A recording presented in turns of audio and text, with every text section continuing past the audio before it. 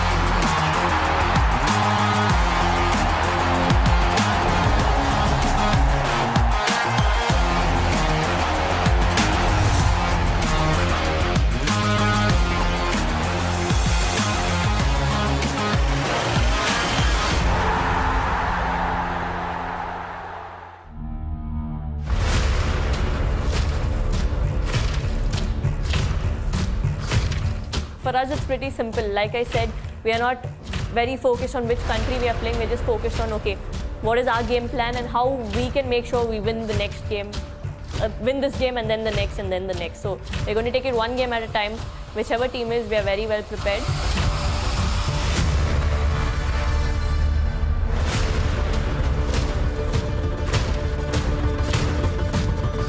We are not playing with the names. We are playing with the team.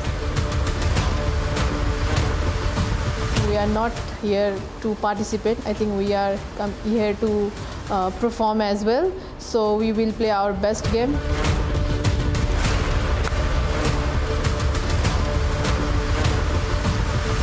Playing fearless cricket.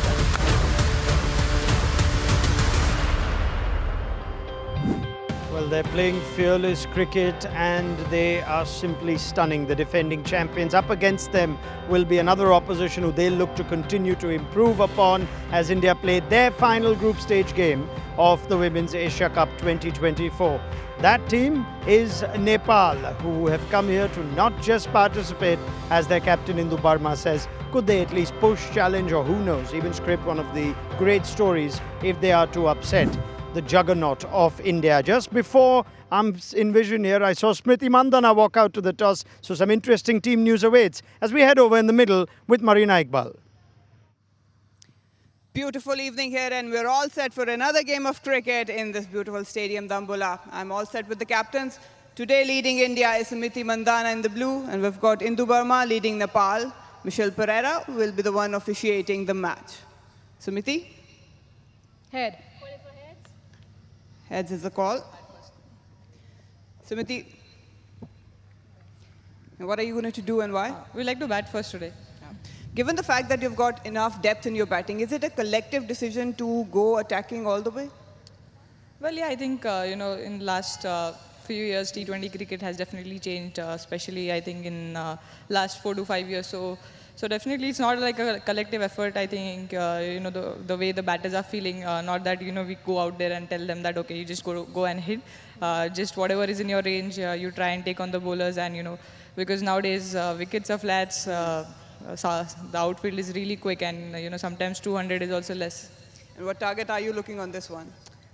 Well, I think, as I said, I think we're really looking forward to, just trusting the process. We'll try and, bat really well in the 20 overs. Anything about 180 plus would be great. But yeah, as I said, it's not about thinking too far what we'll get. I think it's about just focusing each ball at a time. Any other changes apart from Harman? yeah, Harman and Pooja are resting today. Arundhati and Sajna comes in. All the best. Have a good game. Thank you so much. Indu, happy to ball first against India?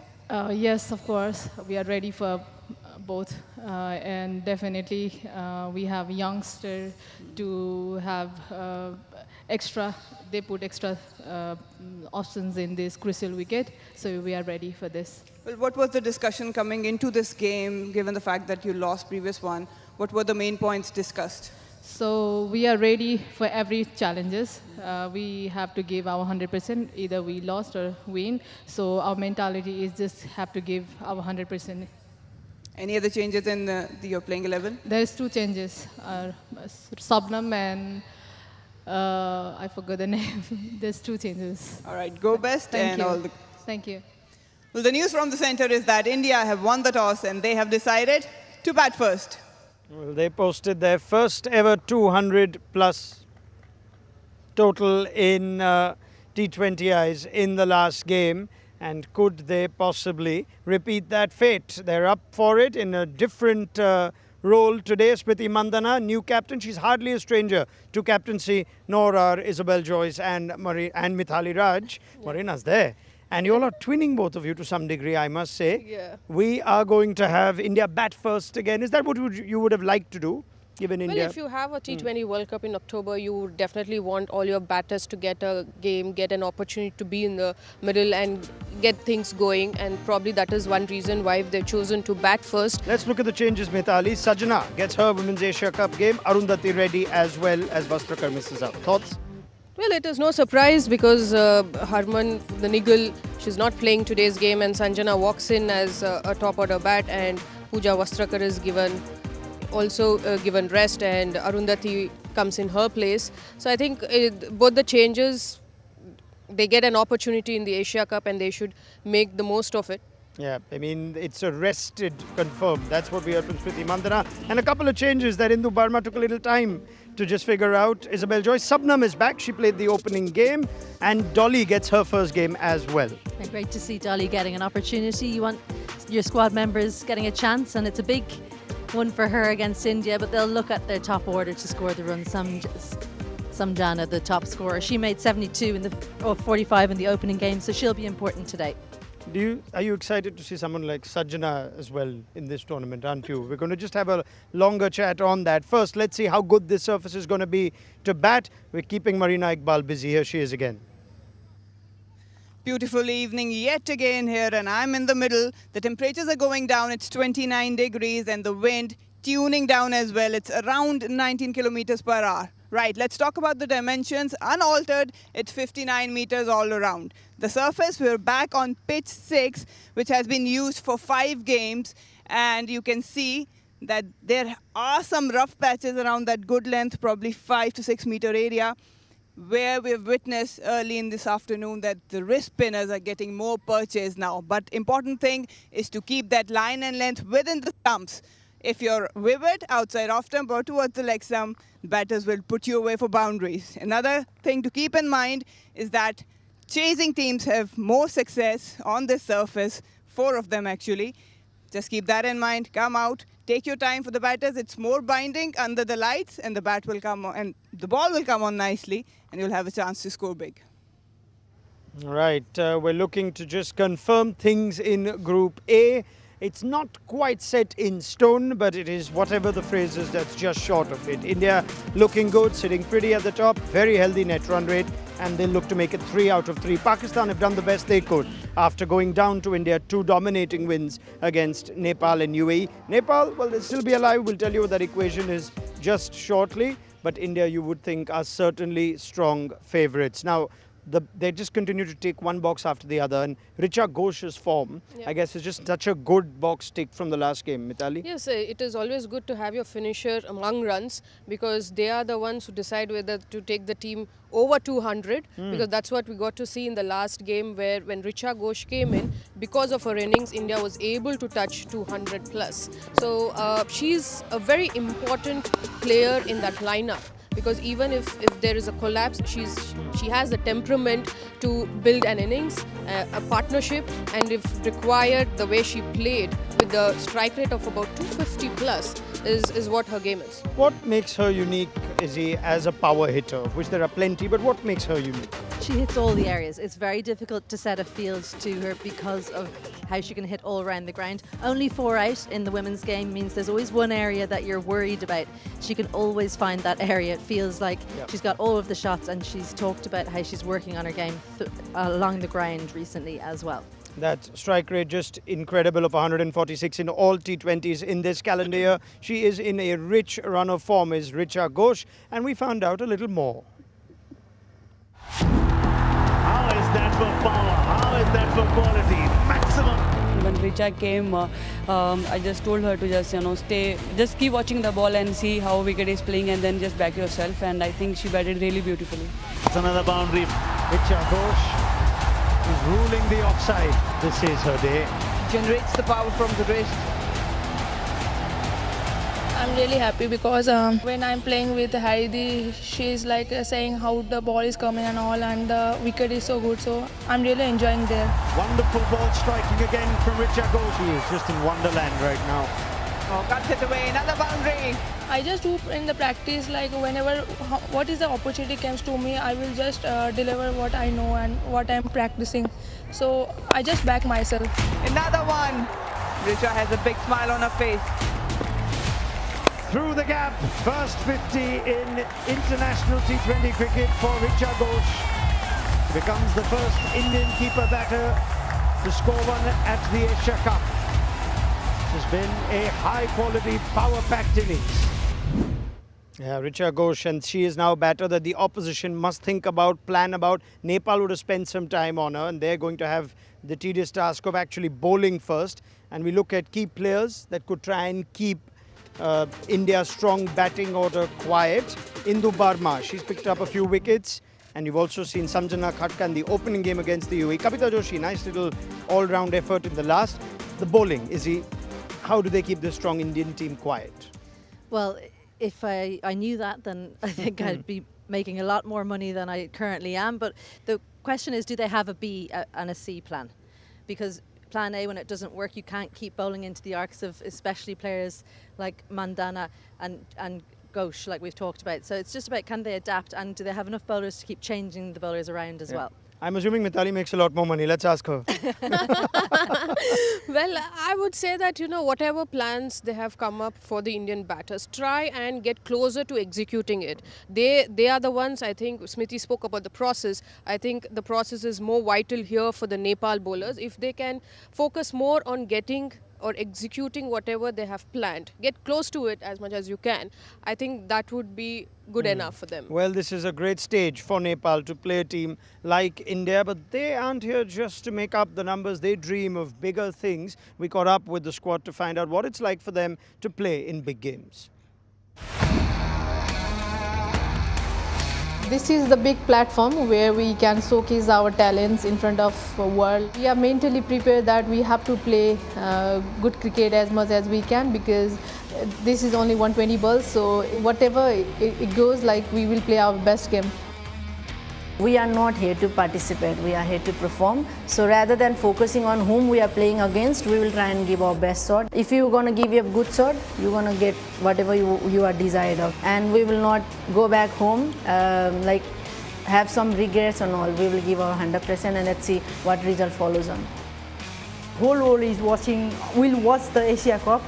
And I think for a country like us, Nepal, there are lots of benefits to play Asia Cup. We will play a good cricket. Every players are energetic, and they are really excited. We will do our best. Our approach is positive. What they'd be hoping for Nepal, now that they're bowling first, is to actually break that opening partnership quickly. Smriti Mandana, Shefali Verma, they're just piling on the runs and the records as an opening pair. Today it's without the insurance of Harmanpreet Kaur in the middle. Will that in any way affect things, Mithali?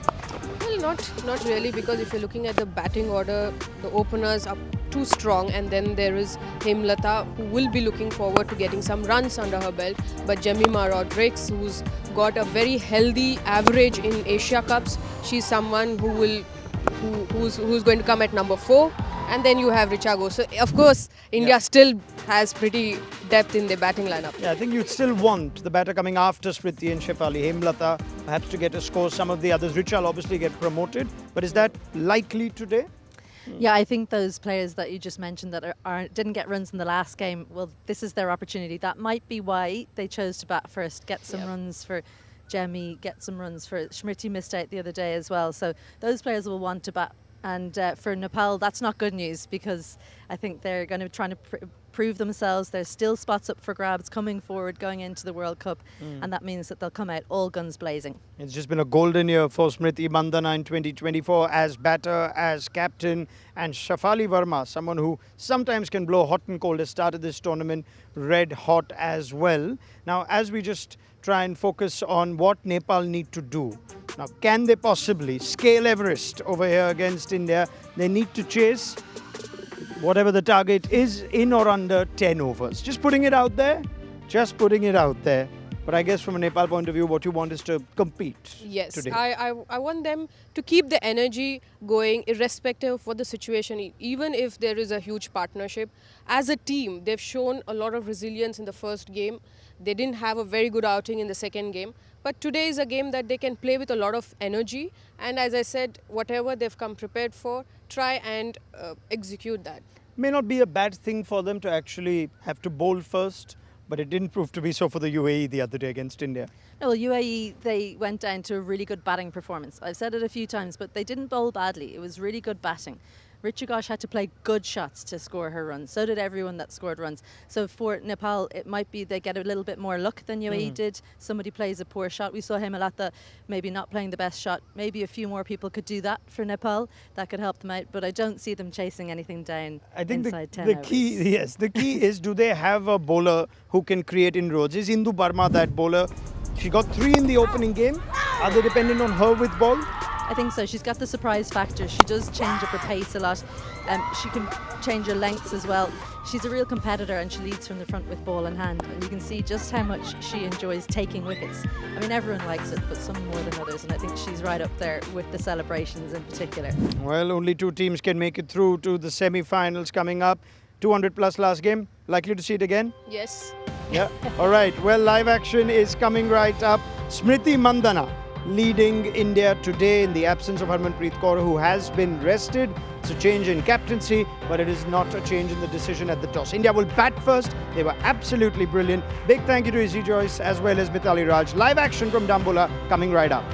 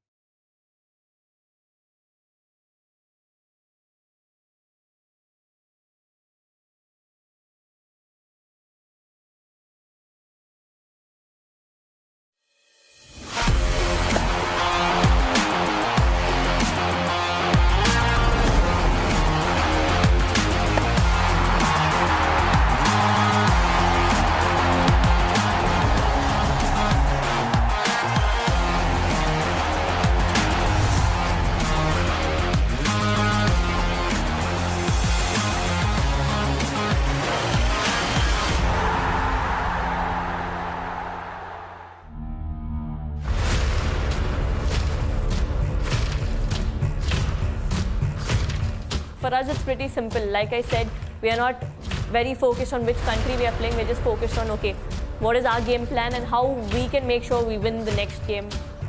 Win this game and then the next and then the next. So we're going to take it one game at a time. Whichever team is, we are very well prepared.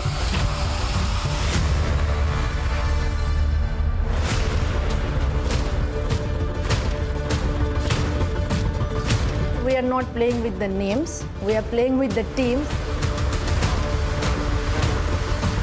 We are not here to participate. I think we are here to perform as well. So we will play our best game.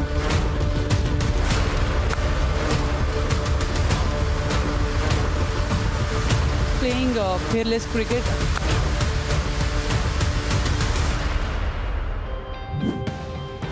A warm welcome to Dambulla, where there is so much of history, so much of culture, so much to try and understand and study, so much to learn about Sri Lanka. The famous Rangiri temple stands tall in Dambulla, and so is the Rangiri Dambulla Stadium, where international cricket is played. Dambulla is on the cricketing map because of the Rangiri Dambulla Stadium, and coming up is India, the reigning Asian champions, taking on Nepal.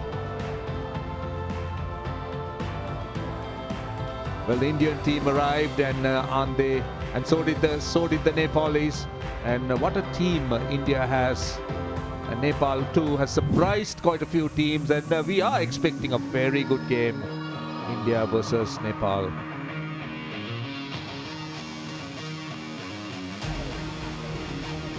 And while earlier a group photograph was taken of the Indian team, it's a smiling team. It is a very strong and an awesome unit. And India has overcome many a team, not just in the Asia Cup, in the world. And this is how this group looks, Group A. India right on top with a very good net run rate. Pakistan with the win against UAE has a healthy run rate too. They're tied on 4 points. Pakistan has one game more, but India just played 2 games. Right, the toss happened a little while earlier, and India had absolutely no hesitation in batting first. Smriti Mandhana first standing in for the regular captain, batting first after they won the toss. Right, that's a look at the Indian side. Mithali Raj with me. What are your thoughts, Mithali? I think there have been 2 changes. Pooja Wastrakar and Harmanpreet Kaur rested for today's game, and in comes Arundhati Reddy, who's a bowling all-rounder, and Sanjana, who's a batter and a part-time off-spinner as well. Right. Let's take a look at Nepal, and I got Isabel here to shed light on it. Spinners will be really important. Rubina Chetri, well, she hasn't taken a wicket yet, but she's been good. Indu Barma, the captain, 3 wickets to her name. She'll want to come back strong after a poor outing the last time out. And with the bat, you have to look at the run scorer, Samjana. Well, Nepal has surprised a few people with their win over the UAE. That was a historic moment for the Nepal team. And they certainly had a lot to celebrate, beating the UAE by 6 wickets. And there are certain important elements, key players in this Nepal side. And aren't they delighted, becoming very emotional as well with that victory. And they will take a lot of positives out of this current Asia Cup 2024. Look at the celebration, look at how they enjoy that win. And they surely have been a strong unit, and these are some of the top players in this Nepali side. And one of them, Rubina Chetri, spoke to Mithali Raj a little while earlier. As a team, your first game in the tournament has been an historic win for you. So what are the positives or the plus that your team can derive from this tournament? It's just about the team effort. It's like we have been working for 2 months together, and it's just about the belief in each other, the trust we have carried with each other. So that is what we have gained in this tournament. And the win against UAE, definitely the top from the associate team, that will give us lots of confidence and lots of things to learn as well. So now we can understand that we are in the position to compete with any of the team. And today you're playing the Giants, India. So what is your expectations, your personal expectation, and from the team? It's just like playing India is a dream game for us actually. Like being an associate team, we really want to play with the test team. So it's like everyone is very excited, very nervous, and the players we used to see in TV and YouTubes, we now can see them live. So that's one of the positive point to all my players. So and me personally, I would definitely want to score the runs. So that is what I'm thinking. I'm sure. Good luck. Go well. Thank you very much. No doubt a very big moment. That's because they're up against a team such as this. And look at the number of times they have won. India have been magnificent with their efforts. So we thought we'll talk to Richa Ghosh, one of the top players in the Indian side. Again, it was Mithali who was doing all the hard work. Hi, Richa. So we've seen that you've batted in the past at number 3 as well. But do you think coming at number 6 for India is an ideal position for you? I think that sir knows better because I'm okay with every position where I got the opportunity to play. So I'm okay with that, yeah. So coming into this tournament, this is happening in Sri Lanka, and then in October we have the big T20 World Cup in Bangladesh. Do you think this is an ideal platform for a preparation individually and as a team? Yes, it's like ideal, like if matches with what I'm getting, and I think good preparation for us also and for me also. So I think it's an ideal preparation time, I think, yeah. We've seen a brilliant 50 from you in the last game. Usually you're known for big hits. You hit at will the big sixers. But we've also seen some very pleasing timing of cover drives coming from your bat. So have you added or changed something in your game coming into this tournament? Before, like, I go for big hit only. So I try to more grounded shots now. So I can rotate my strike also and build partnership also. So I'm trying, focus on that also. So that's why I got that help to play that big inning. Thank you, Richa. Good luck. Go well. Thank you. So that was Richa Ghosh. She's turned out to be a wonderful player. And here comes the Indian openers. And what can we expect from them? Their Nepali bowlers are up against them. And I got the two ladies here with me, Mithali and of course Isabel. Let me start with Mithali. What do you think Nepal should be doing? I heard Isabel saying, had I known it, I would have been earning a lot more money. So let me see what Mithali has to say about it.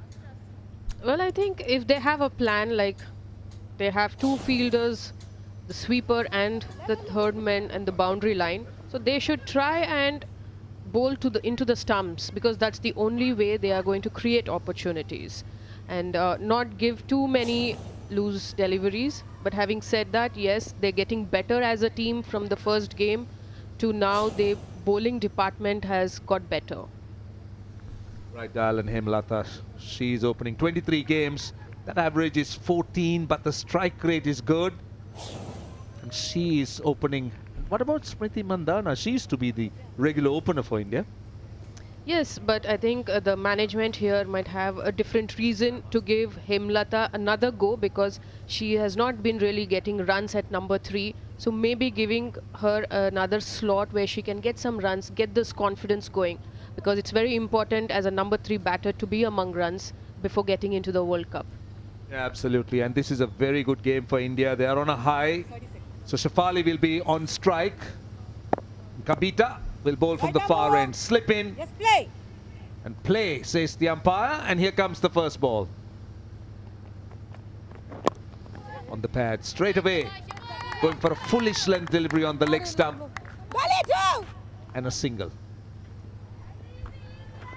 A good looking action, Kabita Connor. She approaches nicely, has a little funny shuffle in the middle of a run-up, but good release, does get movement away. Could have surprised Shafali with that first one. Got the front foot out, but just about changed things up in time. Another yard of pace, and I think Shafali would have been in trouble. A good single off the start.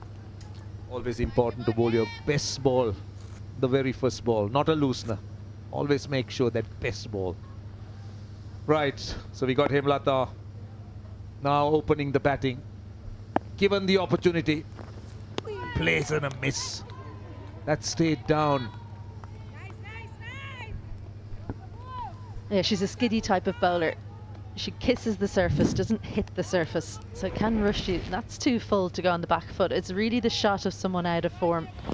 Seeing a little bit of width, you decide to go on the back foot. That's front foot all day. Slip in place might be playing on the mind, but I think with the gap in the offside, she should have got off strike and sent it to the sweeper. That's a good looking shot. That's a very nice stride out. You could see that, the stride and off the middle of the bat. Yes, we've seen in the previous matches also, she tends to go behind without reading the length. Probably it is a little predetermined in her mind, but otherwise she's a very good player in the front foot. She should back herself to commit front because not too much of pace. So even a good length ball, a shot of good length ball, you still can play on the rise if you get your timing right on this wicket. Yeah, you're right. She's not express by any means, so you can afford to play on the front foot. The bounce is not very steep as well. She covered the swing quite nicely with that stride as she drove it to cover. Look where she's batting. She's batting outside the crease, Shafali. Seems to enjoy pace. Now that burst through the hands. Did it and goes for 4.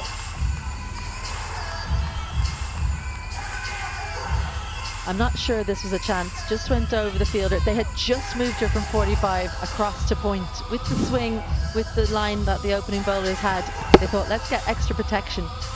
Just out of reach. Needed to be in a better position more quickly and read that. She might have been able to jump, but I think still wouldn't have reached it.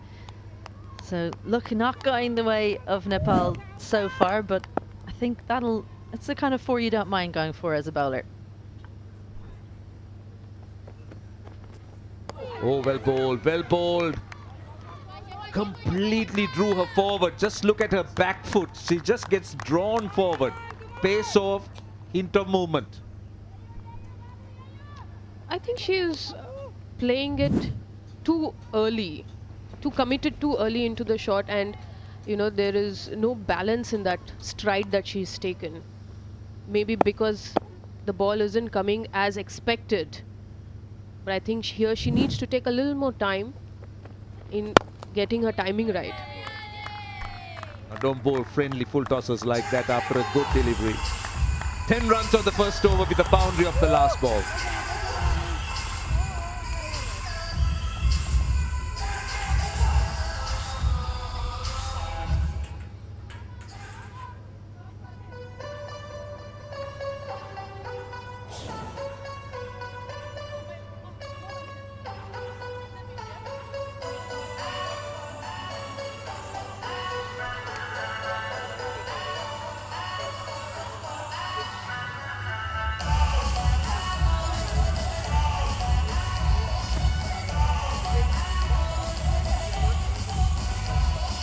That's a look at the Indian side. That's an awesome side, isn't it? Plenty of experience, lot of depth, and you could mix and match, test the bench strength. There's so much of options that India carry. 10 runs in the first over. Subnam opening the bowling. 11 wickets in 13 games. Very good economy. They're under 5 runs and an average of 16.8. That's very, very respectable. Himlata on strike.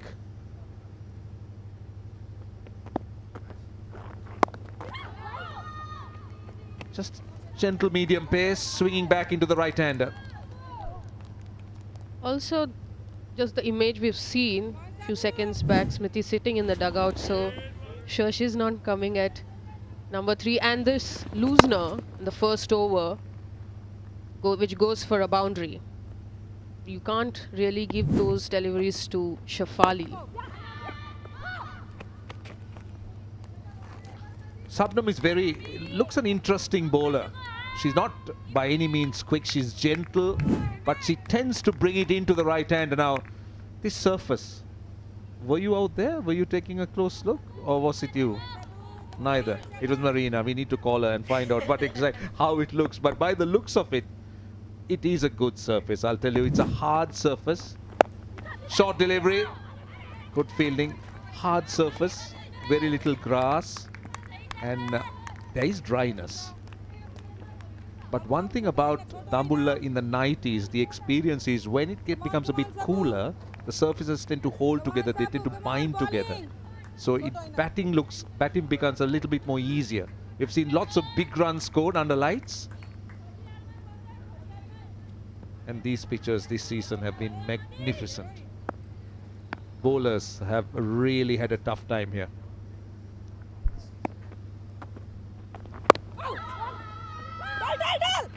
Again, a bit of swing. Good fielding, very good fielding. Good fielding, but should have been a single. Just these two looking like they have to work on their communication. We should see them coming together and having a chat. Shefali called. Hema has to trust her. It is good fielding, but look at this dive. If anyone's diving like that, doesn't matter who you are, that's a single. 4 dots though. Nepal will be up and about. Straight down the ground. That's a good option. That is a really good option. Swinging back into you on a length, and that's the perfect place to go. Yes, and Hema is also pretty strong in front with all her shots long on to long off. She plays very well through the line, and this is a good shot. This should give her confidence. As long as you play these bowlers through the line, you will be safe and you will get your runs. Not an easy pace to play, because batters generally like the ball to come on to you as an opener. So it was no surprise when we did see Shefali looking to go down the pitch, bat outside the crease, trying to create her own pace. But in this case, Sabnam, he appears to be a very, very difficult bowler with her pace. And also the movement that she gets back into the right-hander. It's been a good over so far, just 4 runs, last ball. Short delivery, and might be, for a moment I thought mid-wicket was in business. Just over her, didn't time it. 5 runs off the over, 15 without loss.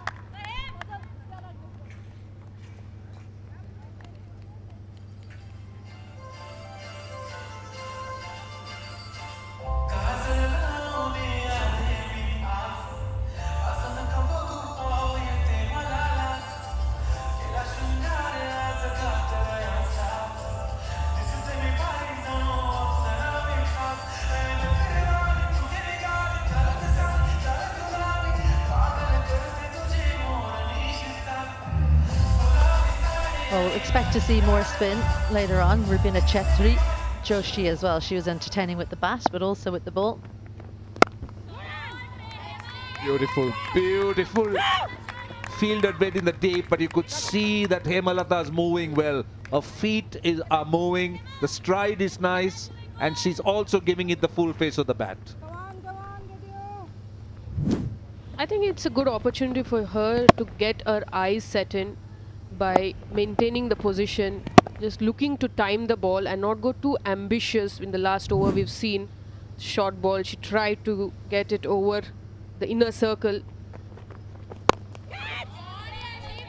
No problems there. 1 bounce for 4. She's a powerful striker, isn't she?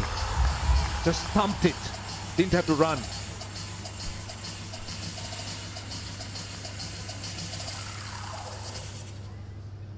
Well, it's almost a slap down the ground. Shuffle really wide, bottom wrist comes through.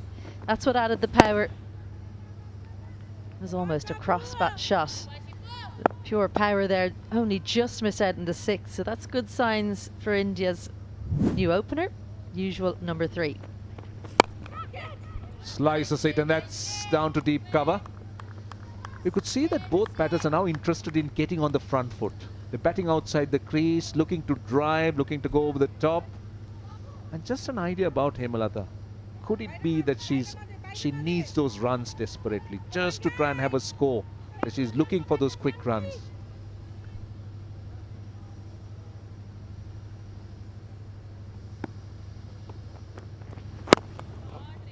I think she plays much better if she's committed in the front foot, is because for this space you can't really push yourself behind.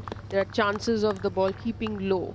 So I think if she's playing more in front foot, she looks more confident. She's timing the ball well. And if she gets a good start, she should convert those into big runs.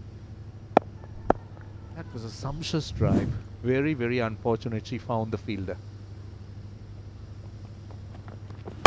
Oh, now this might be a miscue. Might be a miscue. Oh no. Good effort running back. These are not easy catches. But Nepal might be hoping, must be hoping that one of these will get stuck. That's twice that Indu Barma, the Nepal captain, has thought she's been in with a shout. She was in mid-on for the previous over when one ballooned over her head. And then this one went, well, it went almost to the boundary.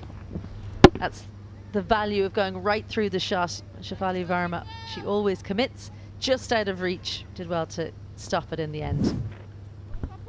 I think the intentions are very clear. They're not going to hang around. They're going to take the bowling on. They're looking at big scores here.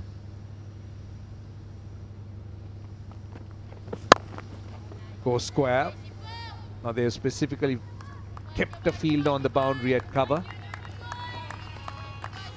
India just showing their strength. 25 without loss.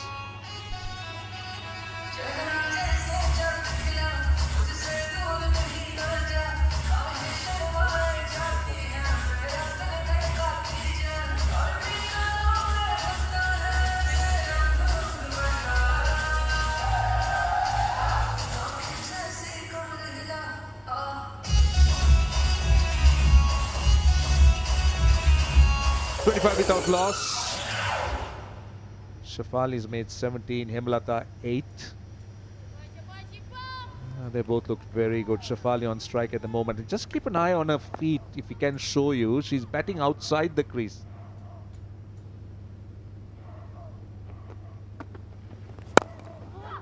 Looks to punch.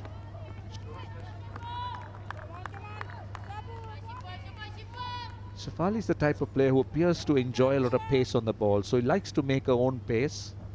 So she's got this tendency to bat outside the crease.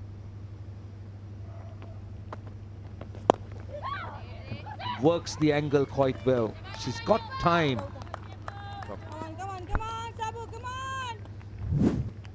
And if we look at Shefali and Hema, Hema's backlift is quite high.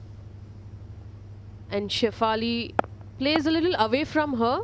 The impact is very different to Hema. That's a 4. That's a very good shot. For any cricketer, a straight drive is always pleasant to look.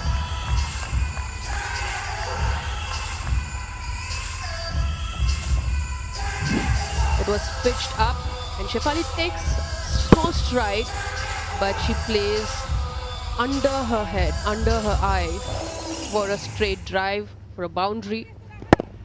I think she's someone who relies more on power, but if something is fed to her like this, she just times the ball.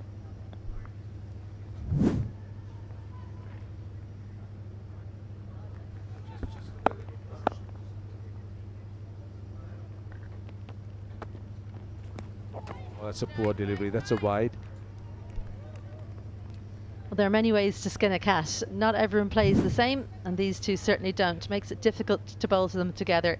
But look at the hands going away from the body from Hema, and then a much straighter shot from Shefali. But for both of them, their heads are in perfect position. So the different backswing, but the head position the same. Lot of power. You speak of power, and what I like about that shot is she played the angle so well. She picked her gap, she found that angle, found the movement. Yes, she's someone who plays a lot of boys back home.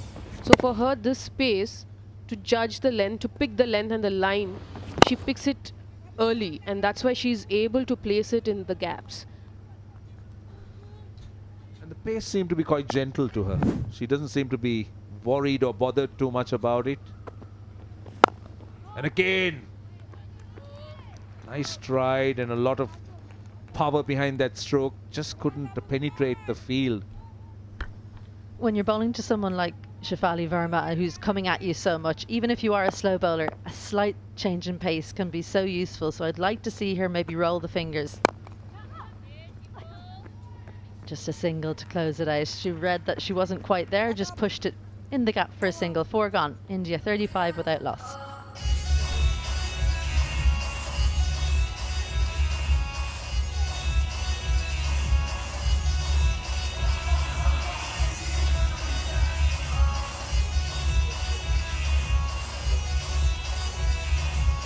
35 without loss, and the game's coming up tomorrow. This is the first game on air at 1:30. Game starts at 2. Malaysia versus Bangladesh. And that will be the first game tomorrow. And then the next one, Sri Lanka will take on Thailand. Again, on air at 6:30. That's where the live coverage starts. But the game starts at 7. Sri Lanka in very good form. They've beaten every team before them so far in this tournament. So Thailand, Sri Lanka will be a very good game. At the moment, India batting first. 35 without loss after 4.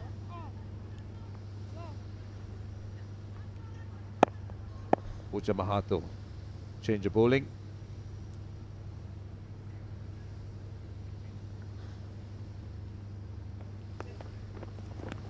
Oh, was there an inside edge? Was there an inside edge? That would have been the only reason that saved her, because the height was good. Well, we thought we had lack of pace. This is a serious lack of pace. Just died. Bottom edge. Just about saved Shefali Verma there. Let's have a look. Just there. Little sound before it came through and hit her on the leg. Definitely wasn't going over, and it wasn't going either side of the stump, so she's lucky that it hit the bat.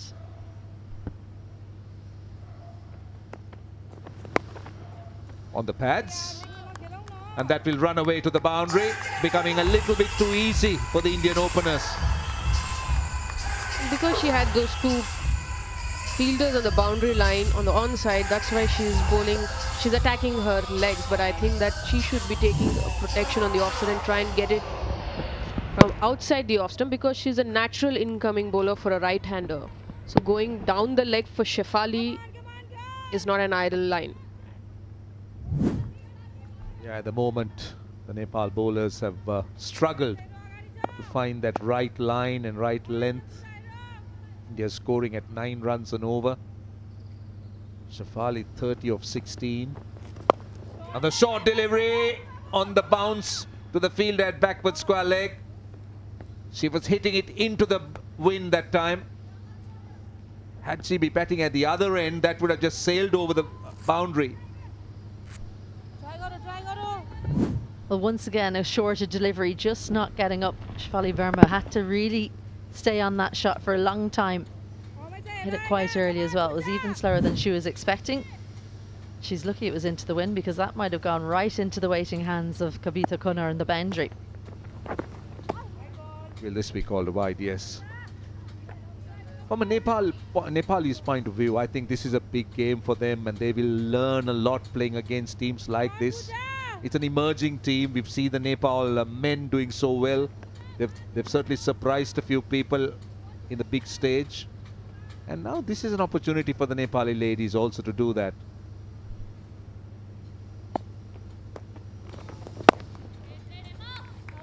Lovely drive, lovely timing. What about that for timing? She didn't hit it, she just timed it.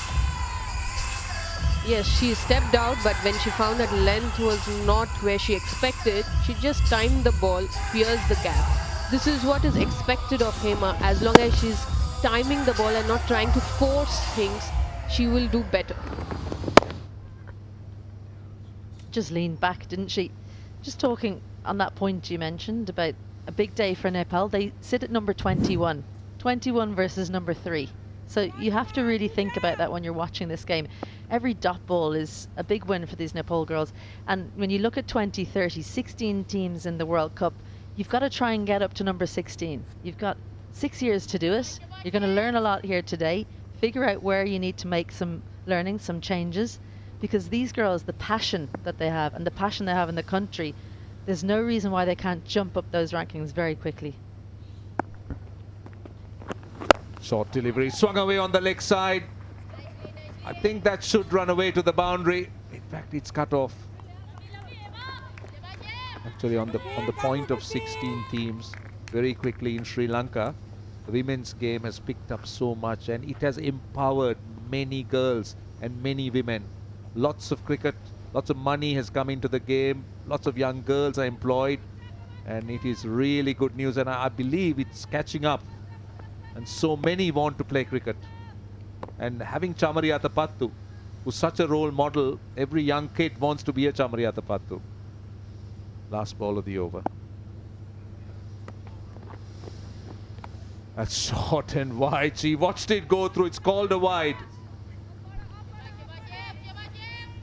Yes, I think there is an increased investment in women's cricket in the last 5-6 years, and when you want to enhance the profile of the sport, you really need to have role models for young children who come to the stadiums to watch the stars play and eventually dream of playing for the national side. Last ball. Bowls a dot. So 5 overs done. India 48 without loss.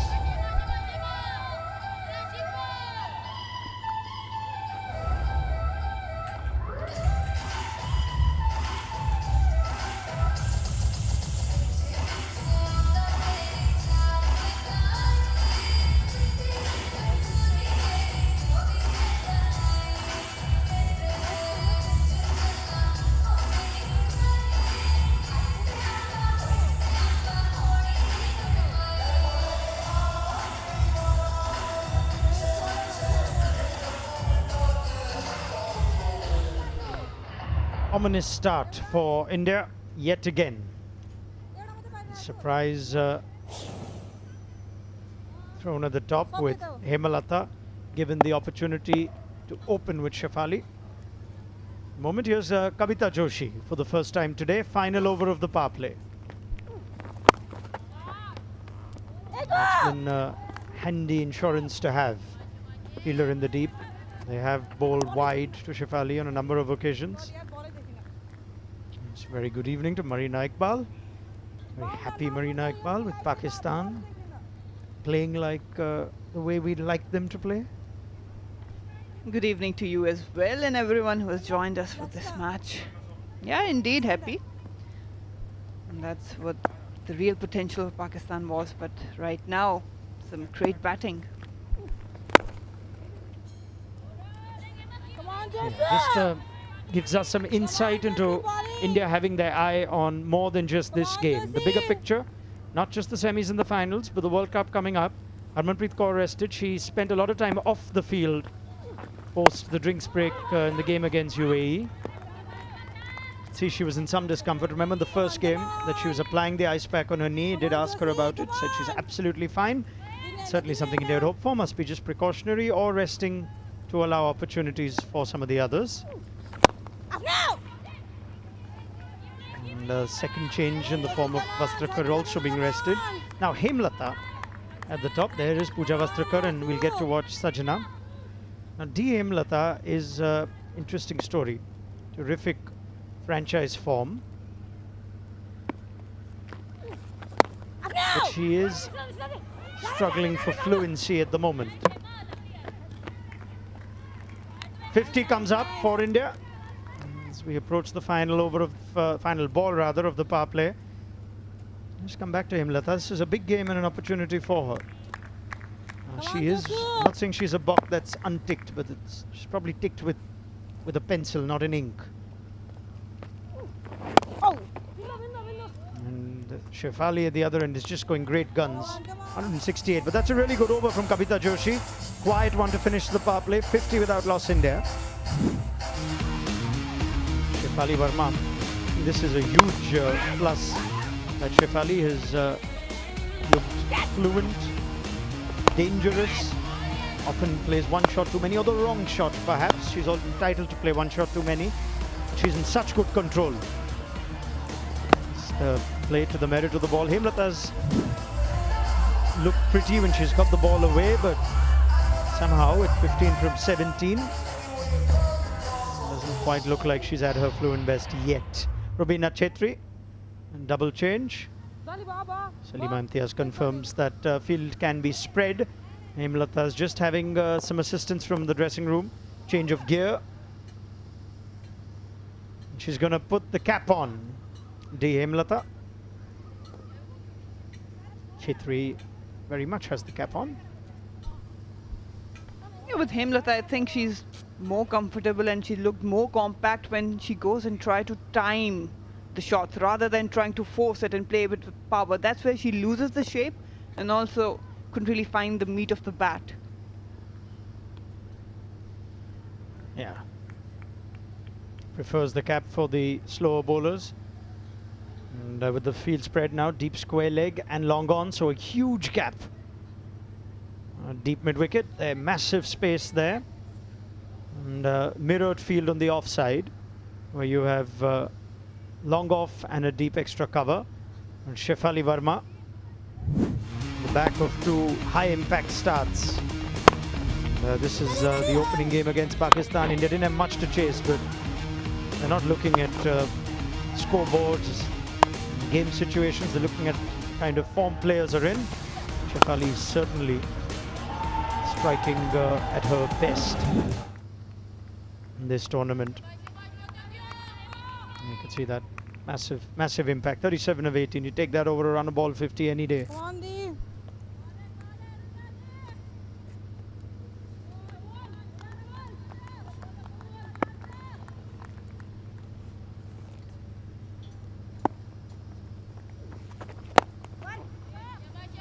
That's the point you're making, Marina. Once again, the intent initially is to step out, play a really big, expansive shot. She ends up misjudging it and yorks herself. Fine player, Hemlata. No doubt about that. And she's had a good season, a domestic one as well, for the franchise cricket. So obviously potential is there. You can see it, but just need to tune herself. Oh, sounded so good. Goes high, goes long.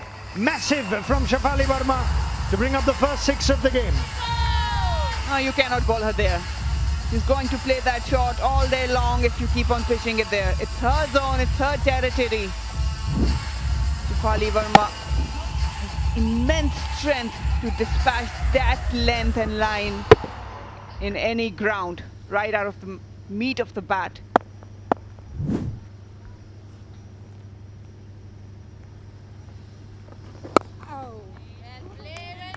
Yeah, she's very much in the mood. First instinct is to see, can I hit this for 6? No. Can I hit this for 4? Nah, fine, I'll take a single. Yeah, just fetched it outside off them. That's the sort of power she has. That's smart cricket. She took a step, realized that it's not there, went for the single.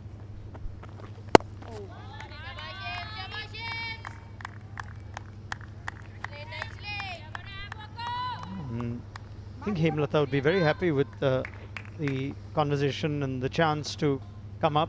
Priti Mandhana captaining herself, so the first person who had to agree to the move was her. It was nice to see. Flat, hard, 1 bounce 4.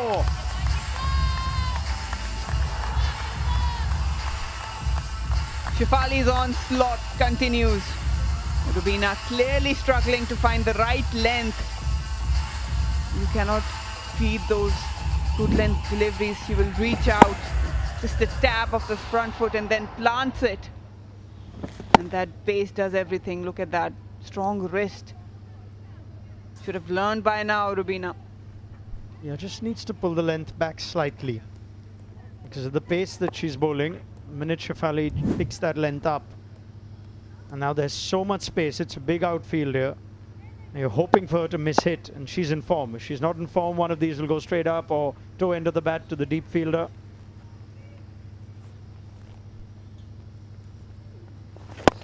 That's better, that's the length.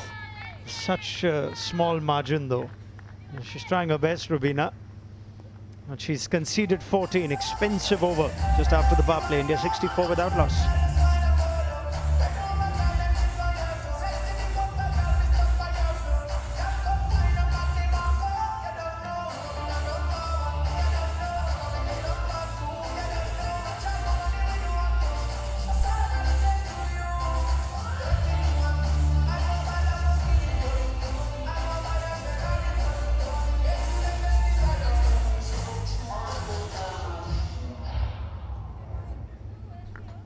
That career highlight happened just last month. Just a magnificent double 100 in South Africa. Volleyball, if she wasn't a cricketer, she's playing some baseball right now.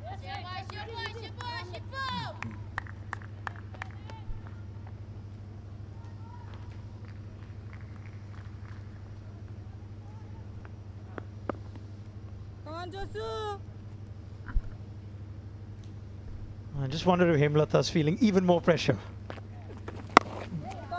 Oh, that's a lovely ball to get if you just want to get your innings going. Juicy full toss by Kavita Joshi, and Hemlata punishes it. Nepal bowlers clearly struggling, and then again and again you'll see Indu coming in, having a chat with the bowlers. And again on that occasion tried to hammer it down. You need to understand your own strength as opposed to your partner on the other end. Shefali is all about power. But Hemlata probably trying to catch up, and that's not a wise thing to do. Play your own game, you're out there, make most of it.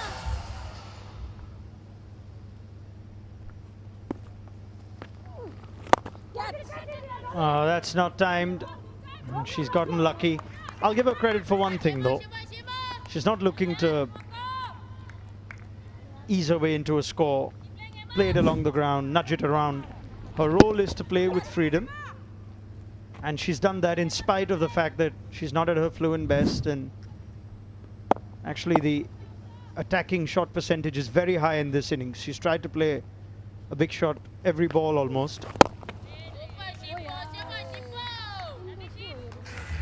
My goodness. How quickly has that gone for 4? That is a hammer in the hand of Shefali Verma. For a moment I thought it's just a single, but long on was wider enough. Even then had no chance to stop it. That's the power of Shefali.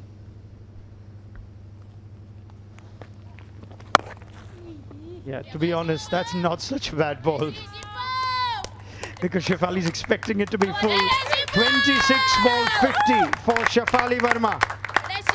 In blistering, breathtaking form this tournament.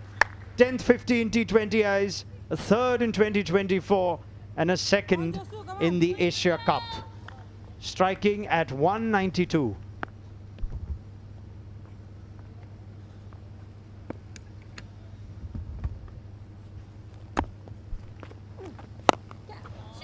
Now Hema's got some height.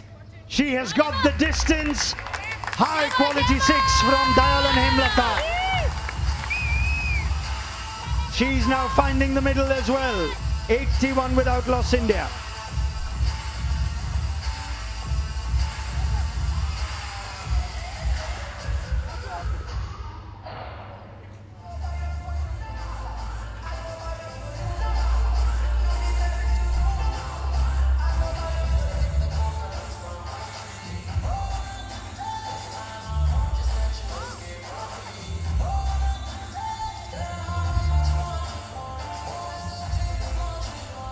Oh, she will feel about 1,000,000 miles better now.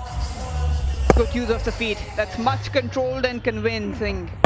Discovered the line, knew exactly where to go. Good extension of arms. That's important.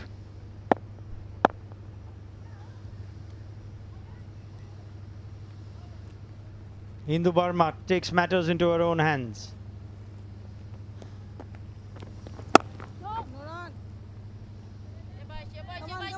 Well, 8 4s and a 6 to Shefali Verma. Muted celebration. So what happens if Shefali Verma bats 7, 8 overs more often than not? She's going to power you to this kind of score. If she bats 15 or 20, who knows? As a bowling side and bowling captain, it's so hard to bowl at Shefali Verma. Not just because she's got immense power because of the clean hitting, but also now she's inculcated that skill to rotate strike, to understand what is not in her zone. It's not all power or one-directional cricket. She's matured enough. I think that's the length. That's the only length you can bowl. And try and attack the stumps every now and then with it, because it skids on under lights here in Dambola just a bit more. Not a lot of options with the type of bowlers Nepal have. It's the kind of bowling India would enjoy. It's a good batting surface. It's more about the inconsistency. Obviously, you need to have a plan A and plan B. Plan F is not working. The bowlers need to understand what length would be effective. You see, the minute you get it in that length, then if the batter goes aerial, there's a higher chance you'll mistime it. Chance in the deep, possibly for a catch. A little fuller than that, and you know what Shefali is going to do. Those are things that don't happen for you when slightly lean patch. 85 without loss. Good over from Verma, just 4 off it. Shefali Verma is striking at nearly 180. And it's just been effortless hitting, Marina. Oh yes, clean hitting. In control all the time.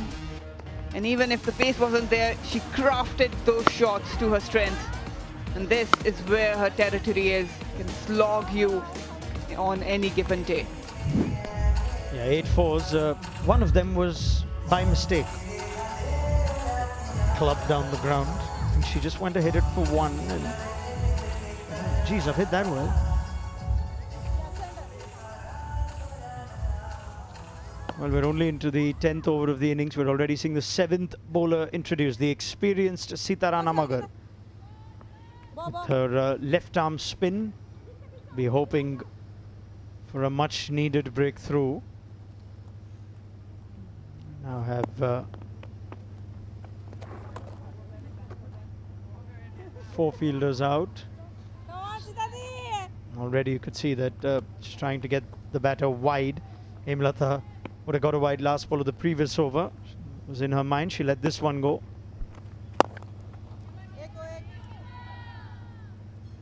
She's not afraid to give it some air. Sitarana Magar. I think this is a nice little contest with the ball turning away from Shefali and the experience of Rana Magar.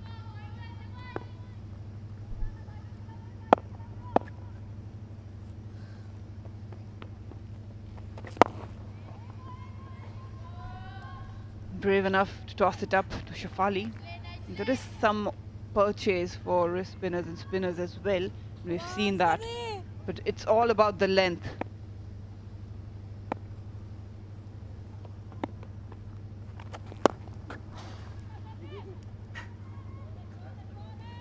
Come on.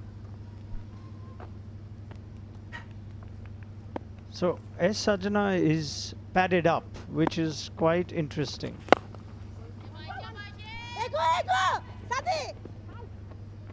So you can be prepared for a few changes even from here. Doesn't look like Smriti Mandana's in next. Jemima Rodrigues' role is at 5. Hasn't got a lot of game time in the middle with the bat. And Sajana's in the side today. Only a matter of time before Shefali accepts the invitation. This is good bowling though. There's a lot of skill involved here with Sitarana Magar, more than perhaps some of her teammates. She's having some fun. Trying to guess who's going to walk in next.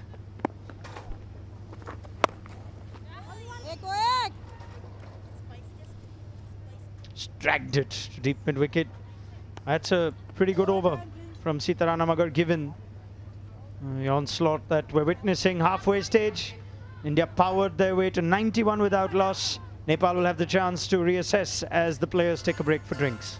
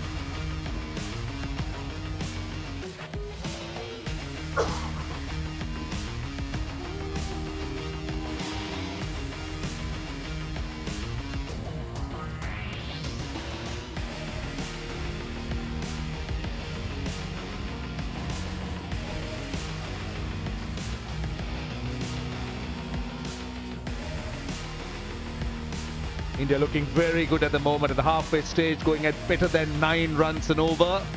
54 and 33 to the 2 openers. And some fantastic batting up to now. Yes, a good opening partnership so far for India, 91. At the end of 10 overs, we've seen runs coming off Shafali. She scored a half century in 31 balls. Hemlata will be happy to get the 33 runs, a good start, and she will look forward to converting it big. And we have more batting to come in terms of Indian team. There might be some changes in their batting lineup. And we can also see Jemima coming up the order. Sanjana was also padded up.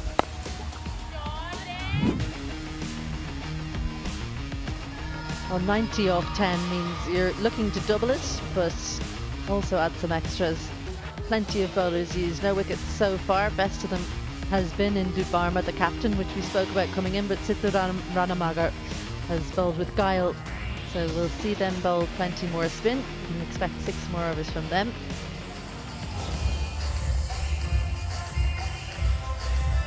They're going to be fighting it out. Who gets to go in next? Rock, paper, scissors. They'll be desperate to get an opportunity in at number 3. Well, tomorrow, Bangladesh, Malaysia. Final group games. Malaysia looking to get a win on the board. Bangladesh looking to get their second. And then it's the home team, Sri Lanka, against Thailand. Thailand looking to get their second win. So lots of action coming up in group games before we get to the all-important semi-finals. It's the second half. It's the final group games in those tomorrow. Make sure you stick with us for those. Make sure you stick with us here because it's going to be fireworks, you'd imagine, if India have anything to say about it. Yeah, 91 without loss in 10 overs. 7 bowlers tried so far by the captain of Nepal. Ball short and wide, and it's 4. That is asking to be hit at that pace, that length. Anything pitched outside off stump in this format, especially to Shafali or Hemlata, they will dispatch it for a boundary. There's not much pace in that, and we've seen a lot of uppish shots in that region, but the ball always found the fence. Yeah, she knows that that was a poor delivery. She has a deep cover on the boundary, backward square leg, long on, long off.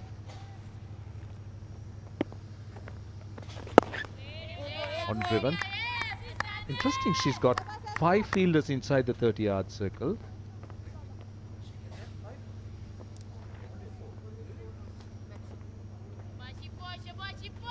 So she's got the 5 allowed inside the circle, 4 out on the boundary.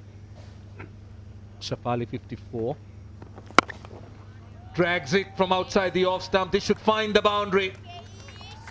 This is becoming a little bit too easy for the Indian openers. What you get with India is placement as well as power. Yes, you can put your fielders where you think the ball's going to go, but someone with the power of Shafali Verma just has to beat the infield. Long on, far too straight for that one. Not a bad delivery, an excellent shot because the placement was there. Yeah, the Nepali bowlers are being tested here, severely tested. That's sliding down the leg side, just pushed it a little bit through. Quicker. She was looking for that slog sweep because she saw that open areas right behind backward square leg. Look at the line. Yes, her intention was to go over short fine leg.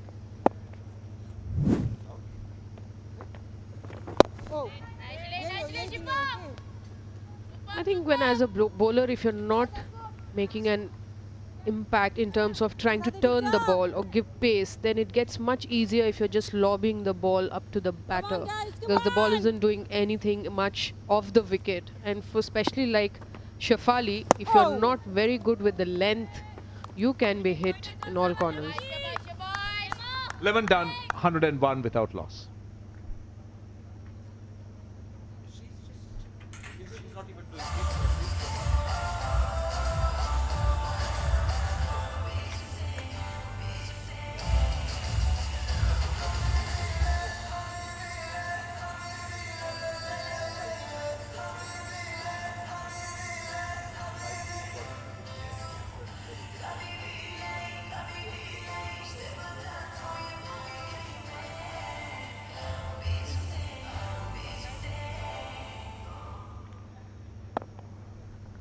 101 without loss. 11 overs bowled.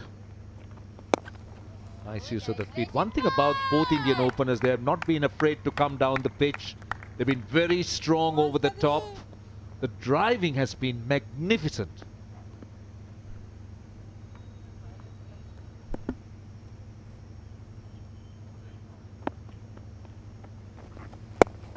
Bit of turn, just a hint of turn. She had to reach for it.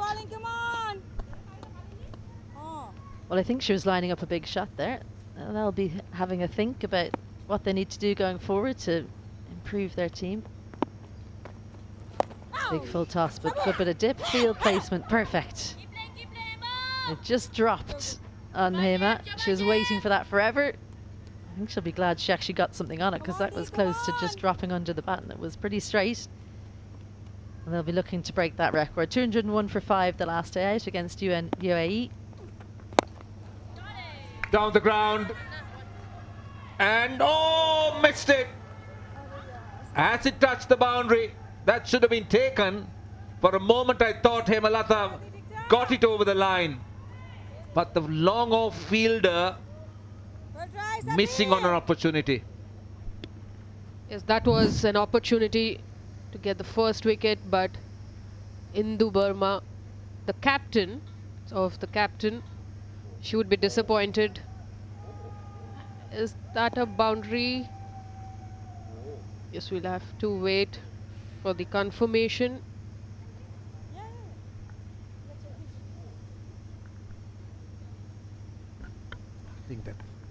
I think that's a boundary.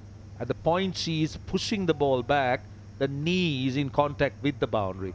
So it has to be 4. Look at that right knee and look at where the ball is. The ball is still in her hand and the knee is touching the boundary. So it has to be 4. It's literally the smallest of margins, because right after that the ball comes out of her hands. So she did well to think about that, having the disappointment of having put the catch down. She had 2 near chances before that. Went over her head from Hema, then over her head from Shefali a few hours later. This one was the time she got to the ball. Not easy, but she had to run a long way to come underneath this. She was reaching her hands out and yeah, just couldn't quite get the hands in the right position. She is looking to loop it a lot and the ball is dropping for sure on the batter. Also, it is not very often that team like Nepal gets to play under lights. So sometimes even the best of the fielders under lights can drop catches. But yes, as a captain, if you would have taken that, it would have been a huge boost, because you would get a set batter out. 7 runs off that over. 108 without loss.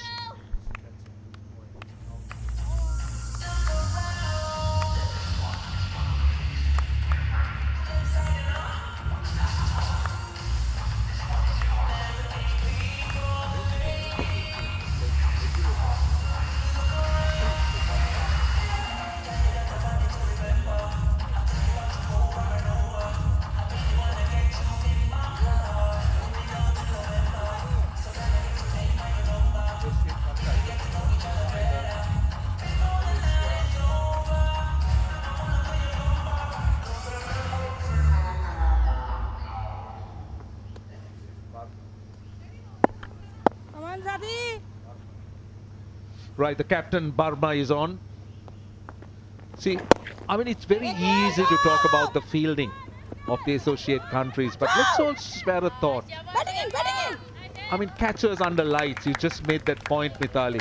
How many times do you think these teams play under lights? Yes, the main teams do play a lot of cricket under lights, so they're quite used to it. But catching under lights, batting under lights, bowling.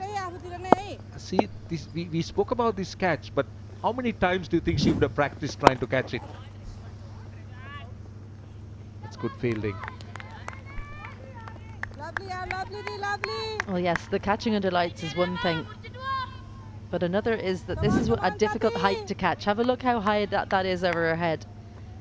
It's difficult to get the angle with your hands. Do you go as she has with your pinkies together? Do you go reverse hands? I think reverse hands is better, but she just slightly misjudged it. So that didn't help matters. Outside the line. So I've been told that this is the second game that Nepal is playing under lights. I'm not sure as to how many times Thailand or Malaysia, another look. You're speaking about that attempt to catch it and the reverse cup, as you suggest. Yeah, you're right, a reverse cup would have been better. Just the second game out of 58 matches they have played under lights, so it is not easy. Come on, Sati, come on. Yes, and sometimes in a tournament like this, you might get just one session under lights to train. So it doesn't really help the case. So if the more they start playing under lights, they'll get better. Yeah, and even Thailand, Malaysia, UAE, all these teams, they hardly get an opportunity. So considering that, I believe that you know, it's a great achievement for teams like this.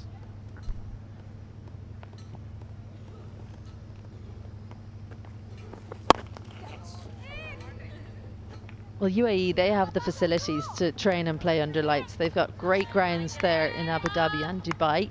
The likes of Thailand, definitely not. I know in Ireland, in the summer, the lights stays till 10 p.m. We don't have any grounds with lights. So until you get to tournaments like this, the World Cup, you don't get to train or play under lights. Good finish to the over here from the captain. 2 singles to close it out. An excellent over altogether. 6 runs from it, 13 gone. India, 114 without loss.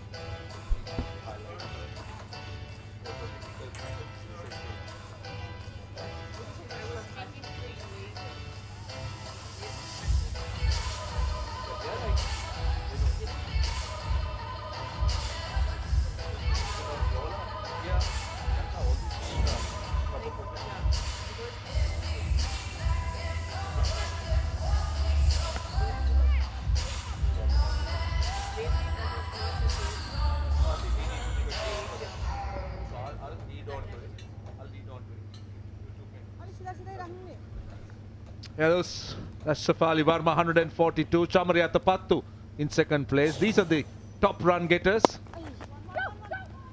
And we spoke about the difficulties of associate teams have. We spoke about not playing under lights.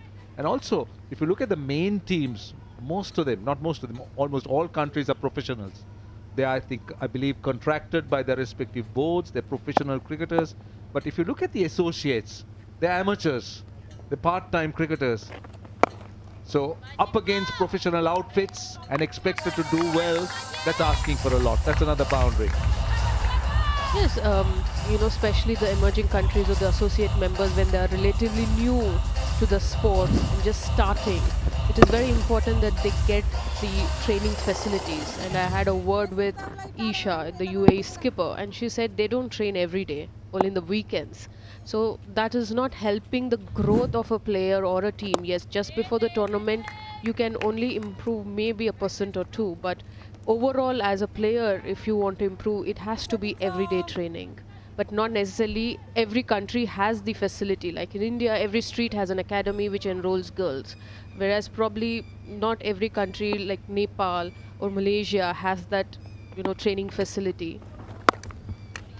Izzy, would you like to talk about your country, Ireland? Well, Ireland recently professional, so those that are contracted do train, you know, plenty. Lots of cricket during the summer, and in the winter they've got all of the supports. But I'm always telling the girls that are just outside that, no one's going to hand it to you. You have to go and train every day. That's what we did. That's what we had to do. You had to find your partner, say who wants to go do throws, go and put a load of balls down, throw into a net. No one's going to do it but you.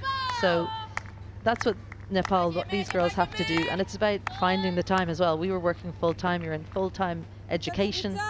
And if you want it enough, then you have to put it to your board and say, this is how hard we're going to work. Come and meet us halfway. And that's what's happening with more and more teams. Down the ground, will this be taken? Will this be taken? Yeah, oh yes! Second attempt. Second attempt. She's caught it. Rubina is the catcher.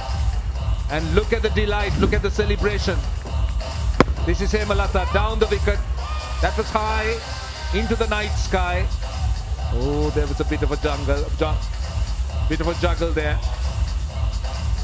And last ball gets a wicket. So it is Dal and Hemalata out for 47. India 122 for 1.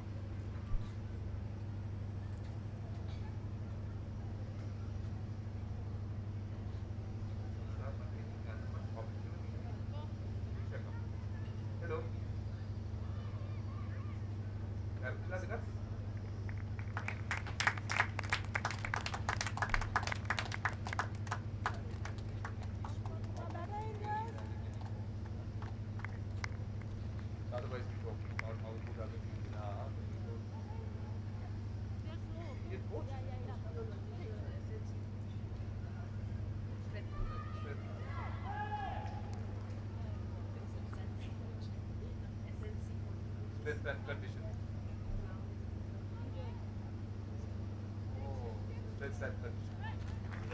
122 for 1 at the end of 14 overs. Nepal has managed to break through. They did have their moments, some chances missed, but still they were delighted with that wicket. This is what I call the ice cream, this kind of catch, because, well, before that, Sanjivan Sajana into the team today, comes in at number 3, finally getting her opportunity. 6 overs in which to make her mark. At these kind of catches, you close the hands a little bit too early. Went very high, she set underneath it, closed the hands and then juggled. It was just sitting on top of the hands, but she managed to take it in the end. Straight away, this is a very good shot. This is a powerful shot. This is Shefali, leant into it and went over cover. She certainly packs a punch. She's a powerful striker with the ball.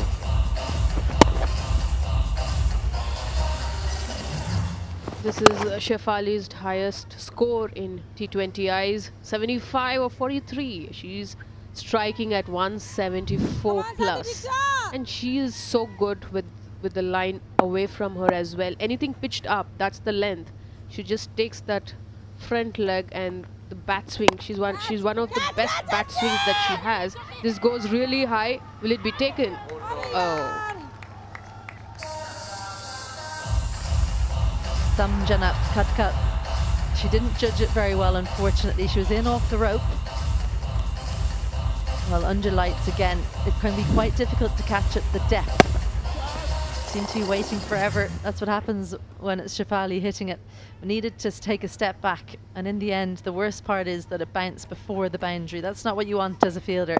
You want that to go for 6, but no, just a boundary. See, high catches are never easy. It's into the night sky. You need to judge it. And we also know that the breeze is quite strong. You've got to settle underneath it. And sighting the ball, that I think is the key. That's another look. As you said, she was inside the boundary. She could have settled in on the line and taken it, but then that's how much she misjudged it. So we speak about just being the second game under lights. So she's excused.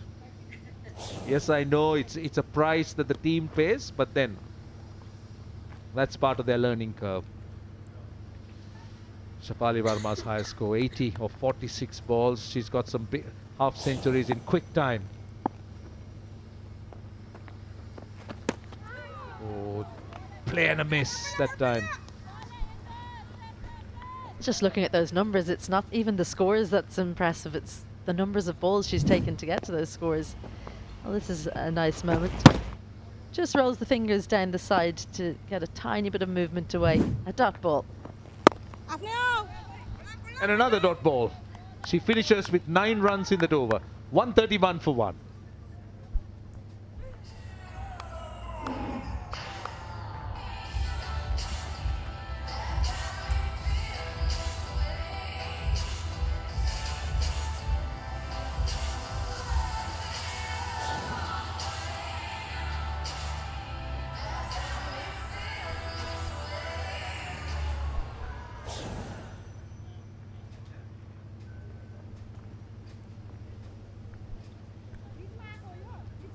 5 overs to go. Anything is possible with Shefali still there.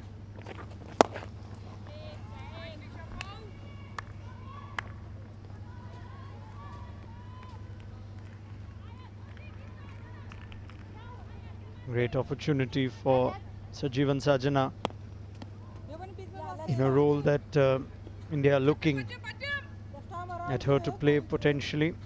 Well, 201 was breached just a couple of days ago. India looking good for something in that range again.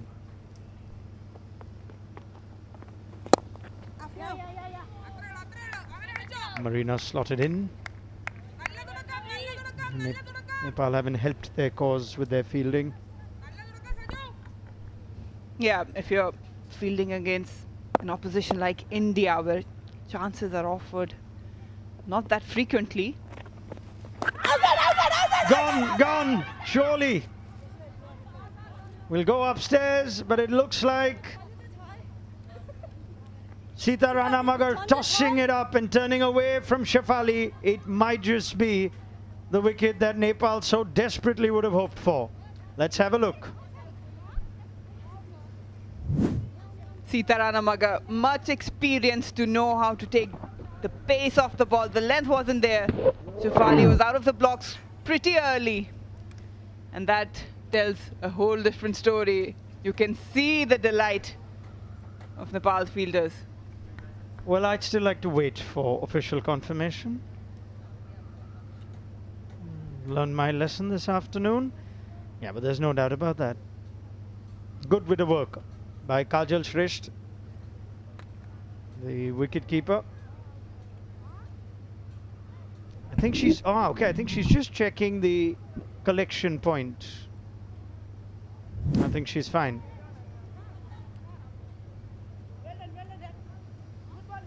Huge sigh of relief from Nepal, which is matched with significant cheer, given Shefali Verma had carted them all along the ground. This is how she has been dismissed. Yeah, forced shot. The length wasn't there. It was a flatted trajectory. Sita Rana Magar offered no pace whatsoever, just trying to create that shot. Shefali Verma, big wicket, but an incredible innings, 81. India, 133 for 2. Yeah, outstanding innings.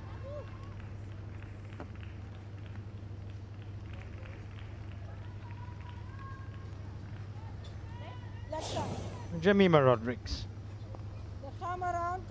It's the life of the dressing room. Such a key part of this Indian side. Still no Smriti Mandhana, captain today, and has decided to perhaps play just that role.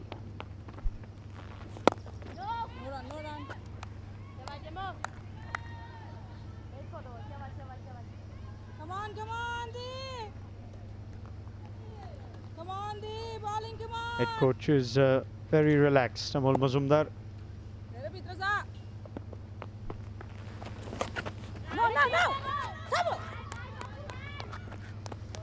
Well, Sita Rana Magar, with all her experience, has provided not one but two desperately needed breakthroughs. Just trying to slam it into the leg side. The length wasn't there, the pace wasn't there. And this is a big, big wicket, and Nepal might have put some brakes on the momentum. There's a cry for catcher, it'll land safely. Jemima is off the mark with 2. But they'll take that over any day, Nepal, and Sita Rana Magar, who finishes with 2 for 25 of her 4. It's a great effort given the game situation. 135 for 2 India.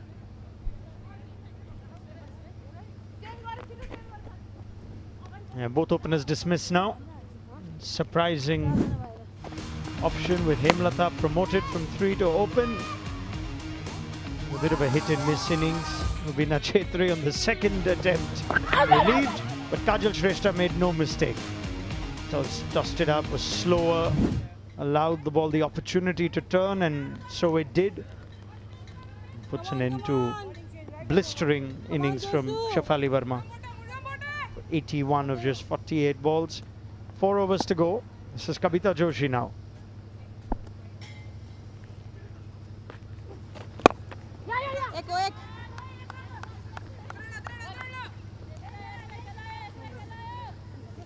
You can just see the difference that the Shefali Verma wicket makes. Now with 4 overs to go, projected is 168, and you wouldn't be surprised if India finished somewhere closer to that. But Shefali there could have been anything, to be honest. Richa Ghosh also still to come. Simriti did mention they're looking for 180 on the surface.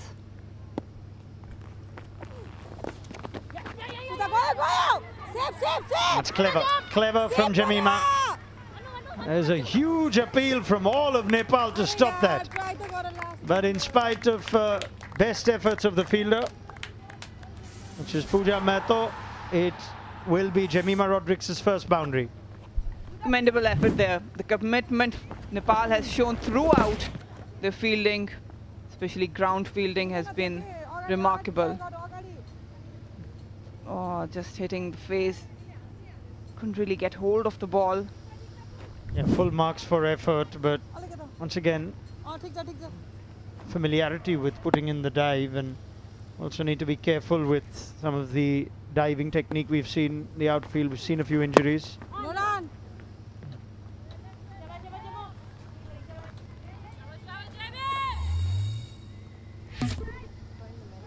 Got to play 29 balls the last game, something that's happened only 3 times in her entire T20I career. She's not going to get that chance today.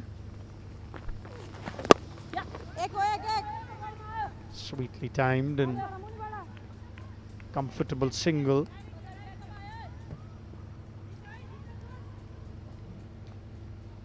Now, S. Sajana, wonderful story. Household name in 1 ball after winning the opening game for the Mumbai Indians. 5 needed of 1. That's a great part of franchise cricket. This has produced so many wonderful stories, and see how quickly they've made the jump. Special player. In fact, played the role of a supporting artist in a film which had exactly that story. Cricket has just hit a 6 of the last ball to win it, and told herself that day she'd like to perhaps do that in reality.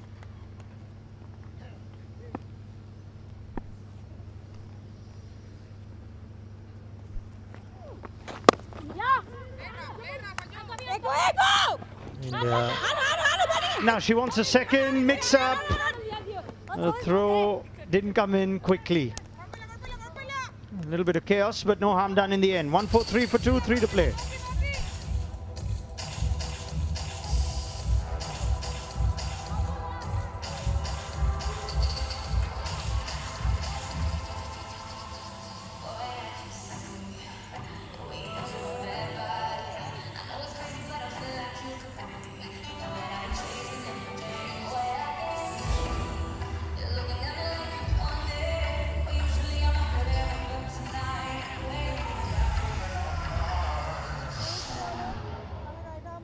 We haven't seen the captain named for the day, Smriti Mandhana, just yet.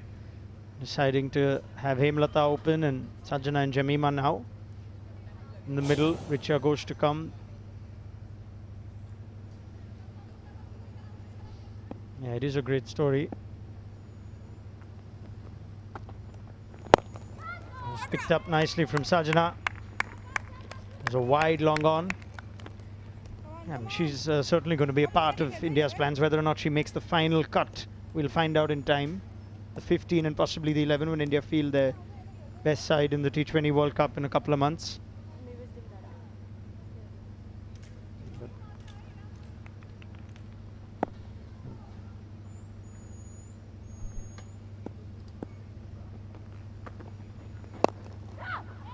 Jemmy was keen to take a walk.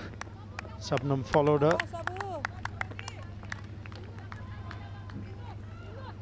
Yeah, she's had a tough path to the highest level, and she'd be thrilled, her family would be thrilled football captain, Wayanad district in Kerala, degree in political science.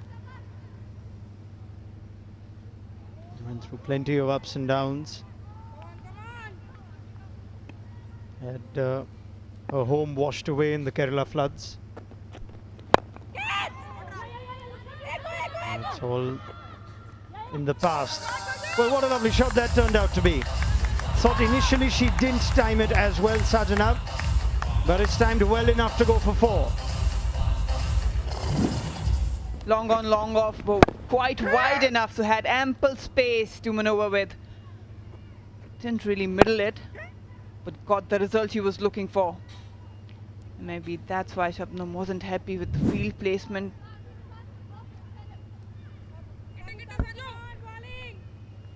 Will make her feel better. More than capable of playing the big shot.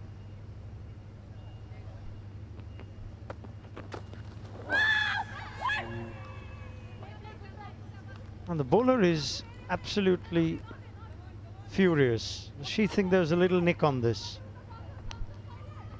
Yeah, by the reaction, it seems like it. Well, Nepal has done decent. Till first 8 overs, India was scoring runs around 10 runs per over. After that, till now, the run rate has gone down around 6.5. Up and over, inside out. Thought about it. That's a good throw. It's quick and it's flat and hard. Now, this is a couple of balls ago. Let's listen in.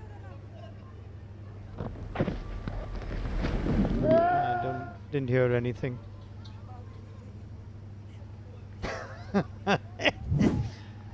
Shabnam saw a massive deflection.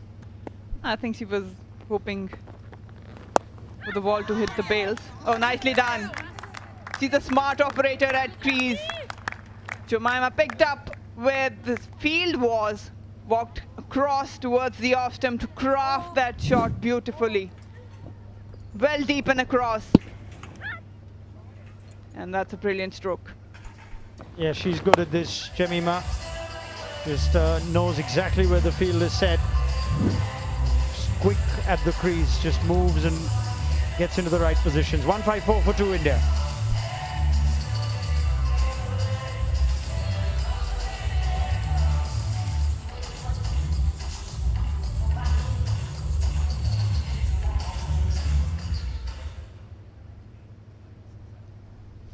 Well, that's unusual progression of the innings. First 50 just after the power play. Second one when Shefali just went berserk and Hemlata found the best phase of her innings, 29 balls. Credit to Nepal, they've actually managed to pull things back, but these 2 overs need to close out well. Kavita Joshi. It's that annoying pace. Just hit a little bit of movement as well, facilitated with the breeze. Yeah, Nepal has probably decoded how to bowl on the surface, and to the Indian batters, don't give them pace or width. So have been disciplined in that terms. I have to be careful. Jemimah on strike, she likes to use the crease and has a command over it. You should be looking to place the field, especially guide that leg side area behind square as well. Yeah, they've now perhaps prepared for Jemimah's creativity in the crease. There's a deep square and a long on. And Jemmy was keen to target that gap. So that's where Kavita is placed inside the circle. It's a good start to the penultimate over, just 2 singles from Joshi. Yeah, she doesn't have a lot of muscle in her, Jemimah. Depends on improvisation. That land would have worked. I think it's outside the line. No, given. Given, LBW in front. So Kavita Joshi has struck and Nepal continue to just pull India back towards the end. Sajana has been dismissed. Again, just flatter trajectory. Trying to craft another one behind square. And Salima Imtiaz is convinced enough. Raise the finger. And a short visit from Sanjeevna Sanjana. Gone on 10, 3 down on 156.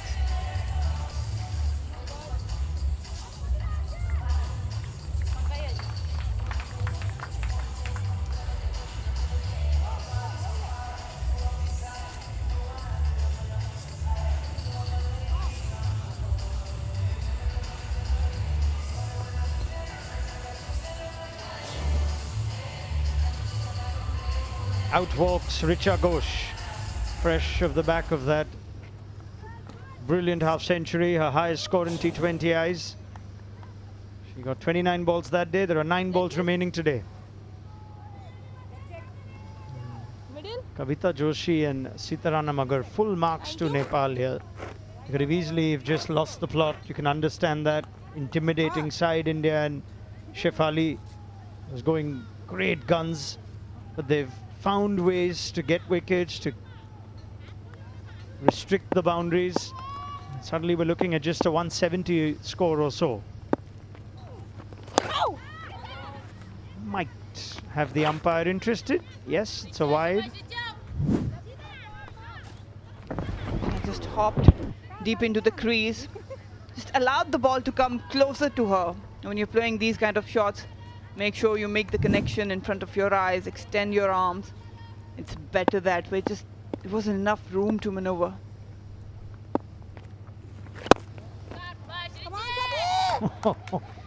That is such a productive region for Richa Ghosh. It's gone for 4. It's gone past the Nepal captain. It might well have taken it with her. It's been a tough night for Indu Burma in the field, and also thinking a lot of things to put Nepal back on track, but this is what Richa brings to the table. It was hit with some power, couldn't really cut it down.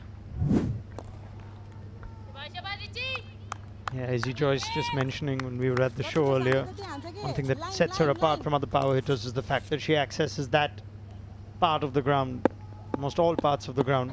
A lot of power hitters like to go either straight or cross over mid-wicket. She's got power generated on the offside so easily. Wicket of Sajana in this over. The only question was, where's it struck the batter? Marginal. For all you know, if we had reviews, it might have been umpire's call. So, fair call. Salima Imtiaz. Tough work without the review system, but the umpires have done well by and large.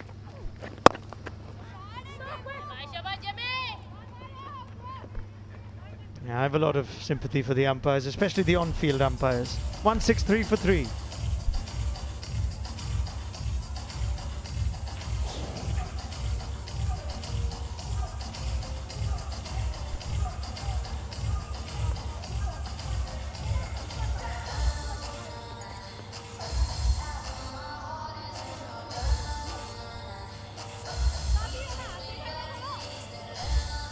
This will please the Nepal team management.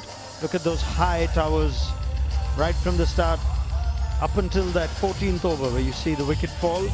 Then they just pull things back. No one could get going, and it's smart bowling. Yes, they're still going at well over 8 and over, which is healthy.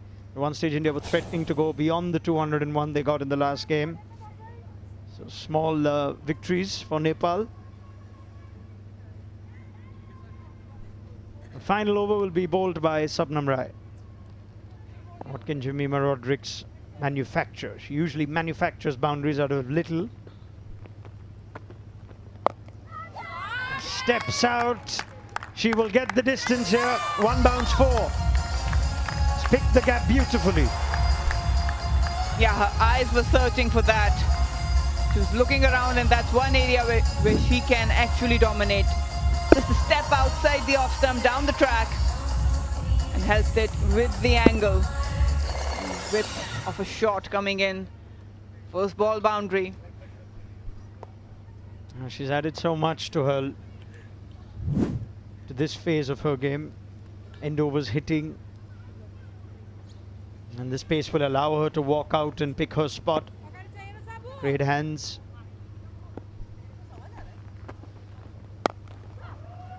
That's where you want her to be hitting, because her strength will be in finding the boundary leg side, especially with the lack of pace. And Richa Ghosh is the opposite. She can hit it anywhere. And smart batting as well. Hit a boundary, nudge around, get Richa on strike. She can hit big. 153 strike rate, averaging 52. This is just 2024 this year. Great numbers. Up and over again. There is a fielder in the deep.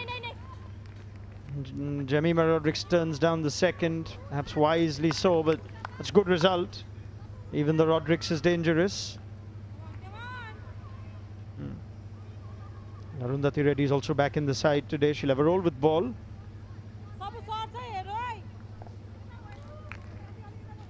Now, 3 balls to go. 186 is Jemima Rodrigues' strike rate in the final overs. She's found the gap. She is just a master at finding gaps in the outfield, is Jemima Rodrigues. That's why she's striking at over 185 in the final few overs this year. Another boundary. Gets wise to stay and play in front of square rather than just try to force the shots behind square. This one right into the slot. She knew exactly where the fielder were, where she could exploit those little pockets for boundaries, and has done really well. That extra cover area, always there for runs. Yeah, she just reminds me that she doesn't need to always go leg side, and that's the gift of a player that's all round. She's so smart about it. Lack of pace doesn't stop her from going offside. That is flat, and that's another boundary. So Jemima is finishing the innings off with a flourish. As India are on to 177. Controlled aggression, calculated risk. That's what she brings to the table. Again, just stepping across outside the off stump, making sure that she creates the length where she can get underneath it and hit it cleanly towards the onside. And then just like that, blink of an eye, she's striking at 192. 5 fours, all risk-free, as well calculated, looking at the position of the fielders. There's a change for the last ball. She's got long off back. Where's Jemmy eyeing now? And it is long off in business. Will they push for the second? I think they were content with one. So India finish 178 for 3. On a day where Smriti Mandhana, stepping in for Harmanpreet Kaur, decided to bat first after winning the toss. Her opposite number, Indu Barma, wouldn't mind too much, but Shefali Verma scoring more than half the runs for the side in really quick fashion. Barma applauds her team off. They've done well. At one stage we thought they'd get well over 200 or at least in excess of 180. But this is still a formidable score at 178. Yep. Nepal dugout not too displeased, but they know that this is a strong, classy attack. Right up there, Shefali Verma, 81. Some incredible clean hitting we witness here tonight. And Himalata scoring 47 to shy of her half century, but important runs, that 28 of 15 deliveries. Jemima Rodrigues with Richa, that has set momentum back towards India, posting 178. Yeah, strong opening partnership between Shefali and Hemlata. 122, Hemlata took her time, and it's not like she wasn't trying to hit, just couldn't get her timing. But she caught up really well. Good innings of 47 of 42, strike rate of 111 is more than acceptable. And then a quick little finish from Jemima Rodrigues, and Richa goes 22 of 10. And Nepal's bowlers initially found it tough when Shefali was smashing them all around the park. But Sita Ranamagar stands out and Kavita Joshi assisted to ensure that they just pull things back a bit.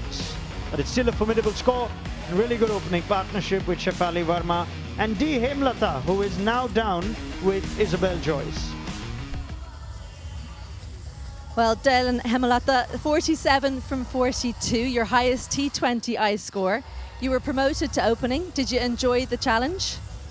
Yeah, I like the challenge because we were practicing like any position, any time. So yeah, it was challenging, and I was happy that I am enjoying inside the batting. Yes. It's your first time playing Nepal. Do you like facing new bowlers and the challenge that I brings? didn't get you. It's your first time playing against Nepal. Do you like playing against new bowlers, the challenge that brings? Sorry, one more time. I It's can't hear your you. first time playing Nepal. Do you Okay. like facing new bowlers and trying out new things against them?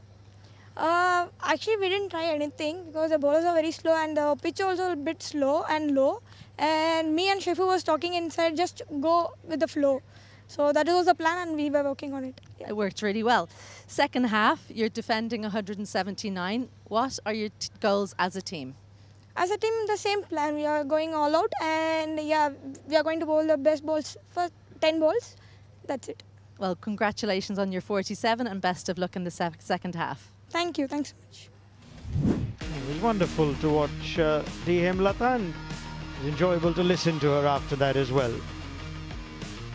Shefali Verma masterclass. Hemlata.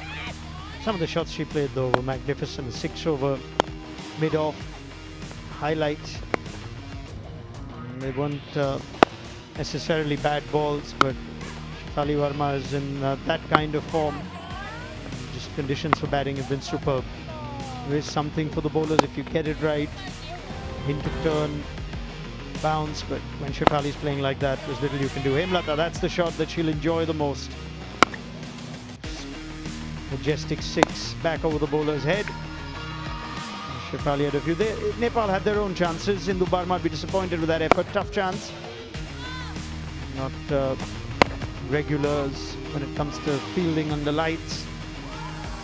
Rabina Chetri is relieved that she held on to that to give India, rather Nepal, their first wicket in the 14th over.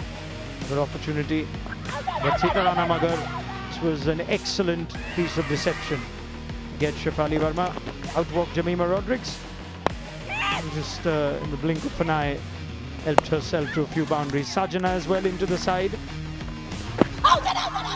Dismissed by Kavita Joshi in the penultimate over, judged LBW.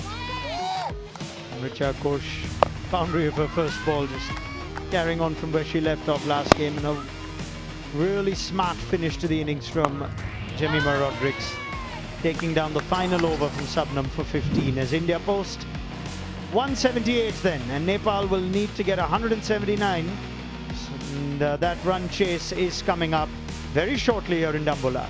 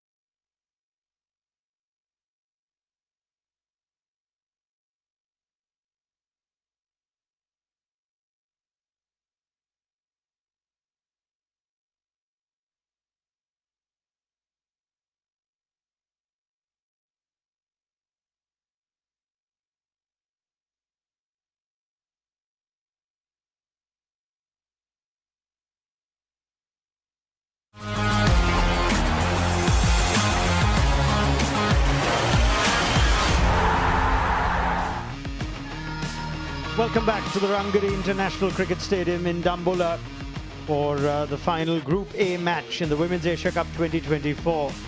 India against Nepal. Smriti Mandhana leading the Indian team today. Harmanpreet Kaur resting, and she won the toss, batted first, and her openers once again put on a show. She was not among them, Smriti Mandhana. Hemlata and Shefali with an opening stand of 122, and Shefali Verma was simply superb today. Well, she was loosening up because she had a lot of boundaries to hit, and with a new opening partner in Dayal and Hemlata, who India wanted to see more of at the top, Shefali was at her brutal best, just, helping her way to boundaries, hitting them by mistake at times. It was just bludgeoned down the ground, and clears the boundaries here, which are decently sized, with ease. Sita Ranamagar stands out. Her experience has just ensured that India finish below 180, but at one stage they were threatening to breach the 200 mark again. And outwalk the Nepal openers. They need to go at nines. This will break all sorts of records. They will believe, a team that aren't afraid to take on the best in the world. And it's a happy-looking Indian camp with more and more batters striking form, getting runs, and Smriti Mandhana will have the easy job of being Indian captain today without having to face a ball or bowl a ball. It wasn't as easy in Mithali Raj's time. Good evening, Mithali. Good evening, Ronak. That is Samjana, the performer from the first game, the historic win for Nepal against UAE, where she has scored 70-odd runs. Today, Nepal will be looking for her to get runs from her bat. And Renuka Singh, 45 matches, 46 wickets. Economy just under 7, 6.5. She will, as usual, take the new ball. Here we go, Renuka to Samjana. Oh, confident start. Slightly overpitched, middle of the bat, and what a lovely way to kick off the Nepal innings from Samjana Khadka. Lovely timing. Use the pace and good impact. She gets a boundary the very first ball. It's very important for Samjana to start again, because second match she couldn't really contribute much, but today she's playing quality bowling.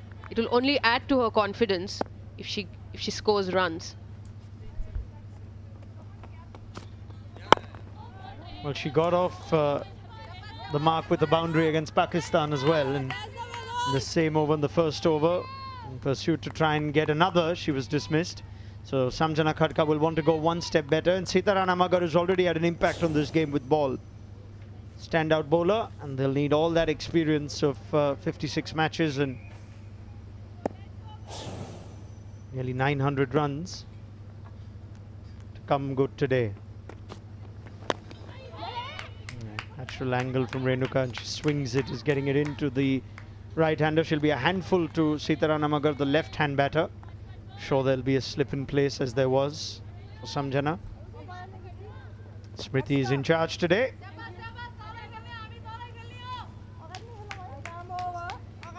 Left-right field sees a change in personnel. And just the one slip. Conventional deep third and deep fine leg. 4 fielders on the offside. That's the angle that'll cause trouble. It's a peach of a delivery from Renuka. Sita needs to back herself and not play too late, because there is a little bit of movement in the new ball, but it's important that she too starts to score runs. She too starts to show that she's capable of scoring runs, because if Nepal has to post some decent total here, they have to get runs from both ends. It can't be just Samjana from one end. Yeah, confident start from Samjana. You will get the odd ball that's there to be put away. We've seen get value for your shots, and can't say that enough because conditions have been outstanding here in Dambola in spite of 2 games a day and game after game. We had a lot of LPL cricket here not too long ago. The ground staff have done a magnificent job. That's a nice start from Renuka, but Nepal have still got 5 from the first over.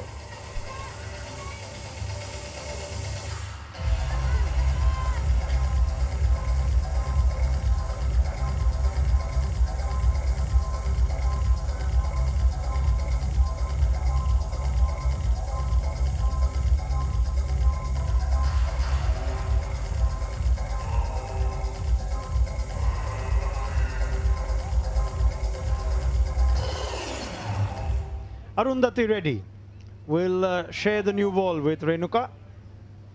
Back in India's playing 11. Pooja Vastrakar rested.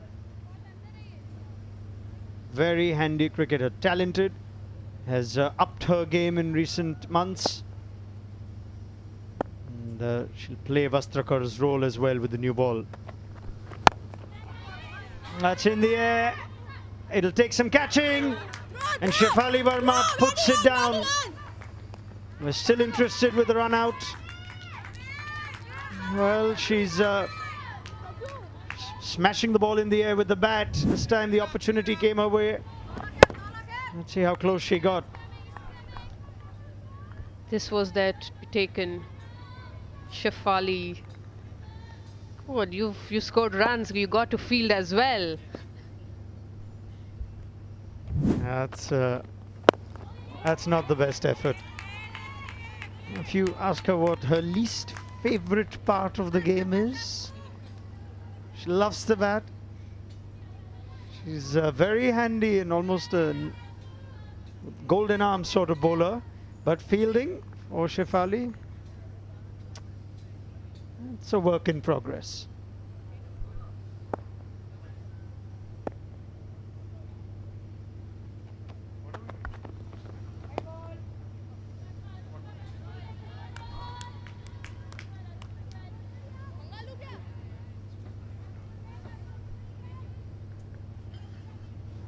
Right. Okay. And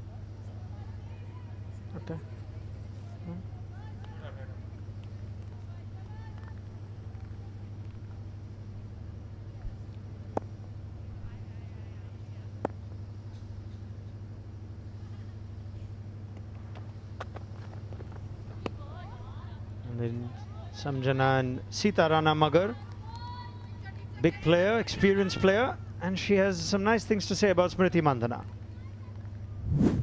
Smriti Mandhana, because she is a lefty batter, and nowadays she is in good form, and she is scoring lots.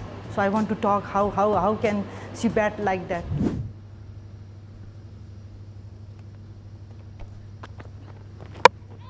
Cleaned up from Arundhati, back in India colours and back among the wickets, and that is an important wicket. Samjana Khadka, key batter for Nepal, has to go early. Incoming delivery right onto the stumps. A huge gap there. There was no footwork from Samjana. Just swing of the bat. You miss, I hit. Arundhati Reddy gets the first wicket. Samjana has to walk back, scoring 7. Nepal 8 for 1.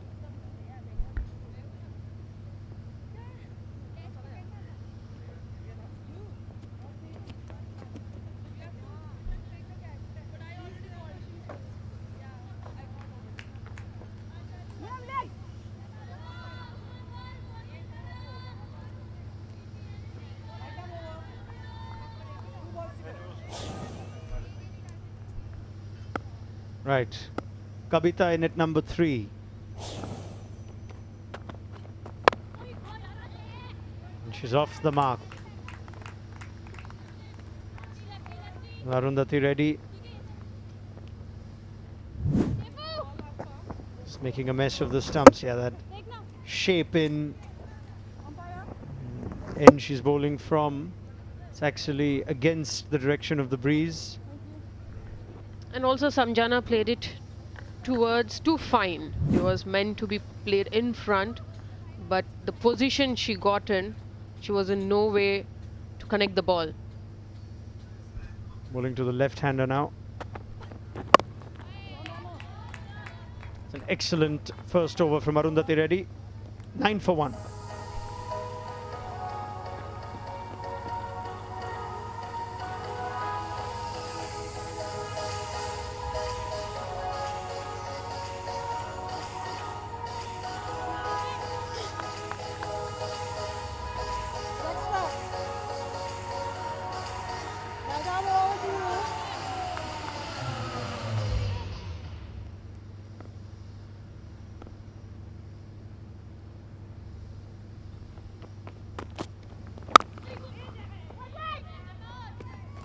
Renuka to continue. I think this is another fascinating conversation in the Indian team. Renuka with on one end, Arundhati Reddy on the other. I think that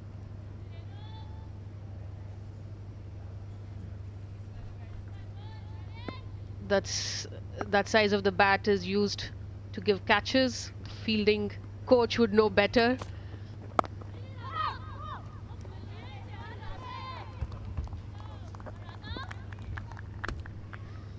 I think again, as India look at the bigger pictures, they've shown they're more than focused on with the selections today, with the different positions. Arundhati Reddy is a fascinating subject because she's a handy, more than handy T20 cricketer, not just as a bowler, skillful in different phases. And Renuka is perhaps a spot that she'd be competing with.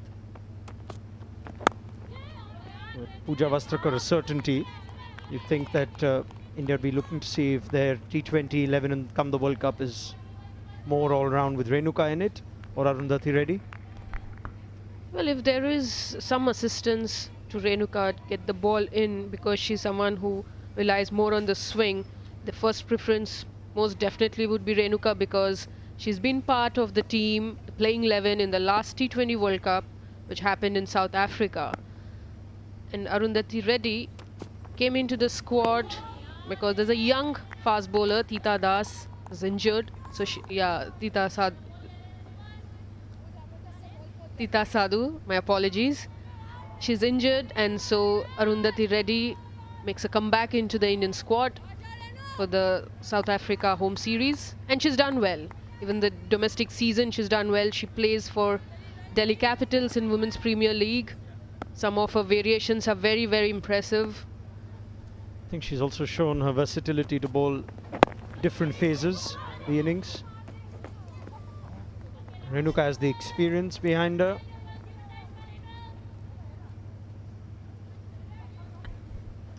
Arundhati also can contribute with the bat. She's a very good fielder, athletic fielder in the outfield, but also a very handy bat who can give you 20-30 runs, whereas Renuka, not that much, not that great with the bat, I would say. Yeah, I think fielding is not her favourite either.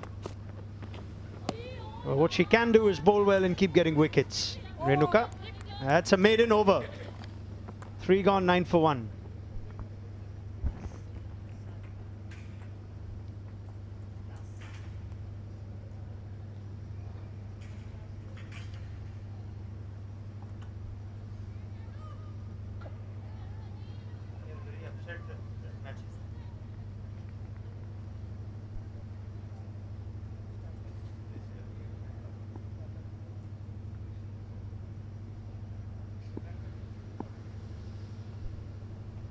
Arundhati to continue. She's got it past, and it's actually a good bit of timing. Races away for 4. Sitarana Magar off the mark with the boundary. Pitched outside off stump. The line could have been on the stumps, but it defeats, goes past Radha Yadav, who's a very good fielder in the point, and a left-hander. But good timing. They played late, closer to the body. She gets that boundary. Had to really reach to do the fist pump.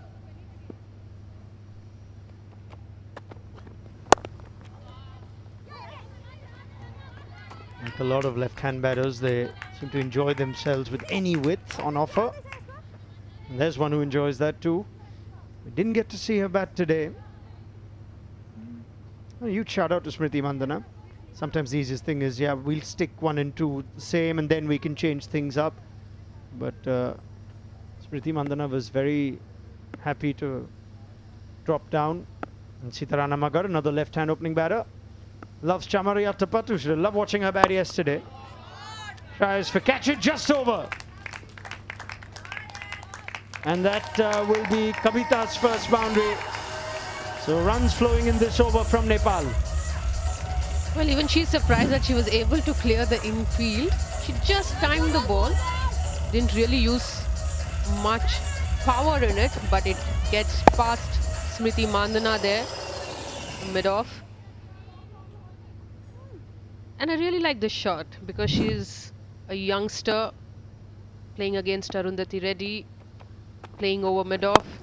Should give her a lot of confidence. A quick single there. She must be safely in because Shefali Verma is in mid-on. Well, she hit that really well. Come back and have a look at that. She held her pose. Kavita, plenty of time for a nice photograph. I'm sure they were taken. Just eased into the shot and walked out in the follow through. Yeah, and that last ball.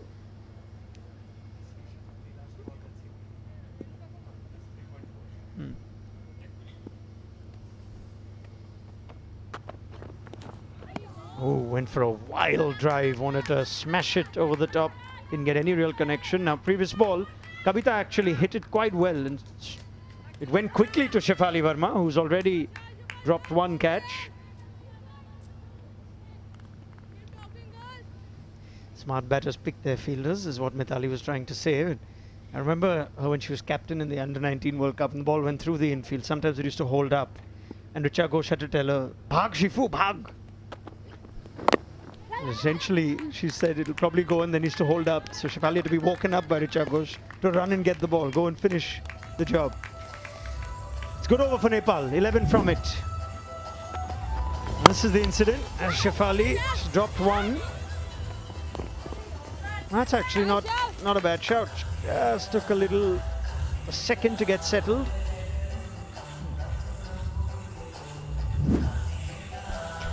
Well, there is a small story here when Shefali played for Velocity the first time, and I remember telling her that she has to bend to do fielding, and I told her, like, you know, आप fielding नहीं करते हो? So she's like, दीदी मैं सिर्फ batting करती हूँ. She doesn't believe in fielding. See, everyone has to have a favorite, a second favorite, and a third favorite. Shefali Verma, skillful, brilliant cricketer. Batting number 1, bowling number 2, fielding number 3. No problem. Smashes 81 or 48. If you're a captain that demands high standards, Mithali Raj. Then she mostly makes up with her bat. The day she scores runs, the sort of start she gives to the Indian team, I don't think there is any other batter who could give that sort of a head start. But yes, at the highest level, fielding is also very important. I mean, she's just such a trailblazer at the top of the order. I'd give her a chair on the field if she wanted it, if she bats this way. Just relax, sit down, yeah. Take it easy. Yeah, for now, India would also like to continue their dominance with the ball, and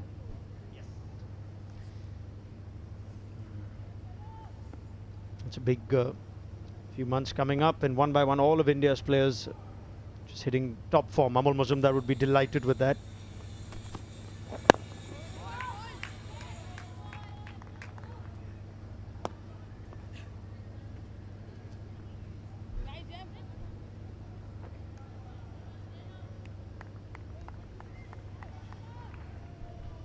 It's good of the head coach that he's trying to give chances and opportunities to the players who are on the bench as well, like Sajjana, or trying to get Hema out of her zone by giving her to open, and as we speak, there's a fall-off wicket. A very easy catch to Smriti Mandhana at mid-off. Kavita goes, trying to play over mid-off, again trying to replicate that shot which fetched her a boundary, but this time she finds the fielder in the inner circle. Yeah, precisely that. She hit one previously that cleared mid-off. This time, connection not so sweet, mistimed, and Smriti Mandhana completes most comfortable of catches. So Nepal have lost their second. Kavita has gone for 6. And they're 21 for 2 now.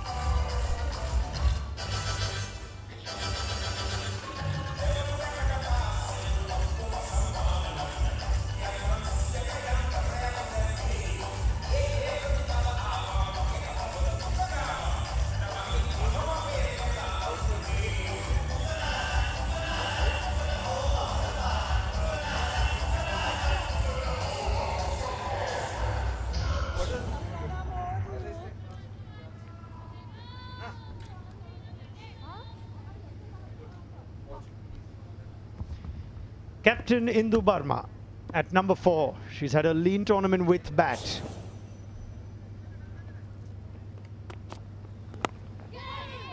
Just the one slip and no one back on the boundary at third. Streaky start for Barma. I think Smriti could have used another close in there. Probably the requirement of a deep square leg wasn't necessary for a new batter. Maybe put in a little more pressure here, because Renuka's got her rhythm, got her line. Scores of 6 and 0 in the tournament so far. That is such a sweet shot from Barma. That's her highest score in the tournament, and she has just smashed that for 4. It's a nice way to finish. She beautifully timed the shot. A little bottom hand coming into play, but she gets the full face of the bat. That should give her a lot of confidence.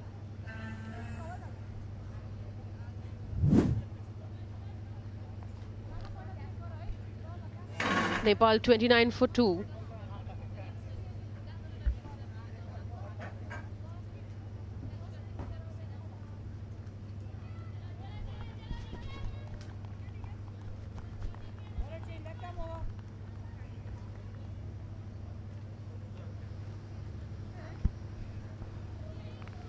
For 2.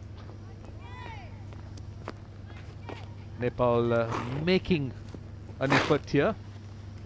A spirited effort. We've seen some really good shots. They lost 2 wickets in between, but certainly full marks for the way they are fighting it out. And not afraid to take on the bowling. They're going at a good rate. They're going at under 6 runs, just under 6 runs and over. Asking rate is huge. This is the last wicket. Look at this catch. Made it look easy. Very good catch by the captain.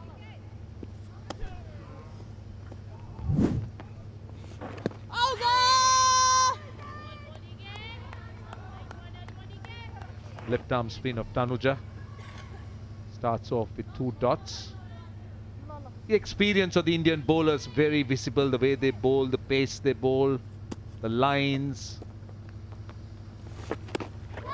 And almost off her gloves. Glided. Only a single. Very good calling by the captain there. Barma was sending Magar back because she was desperate for a second, but the fielding was good.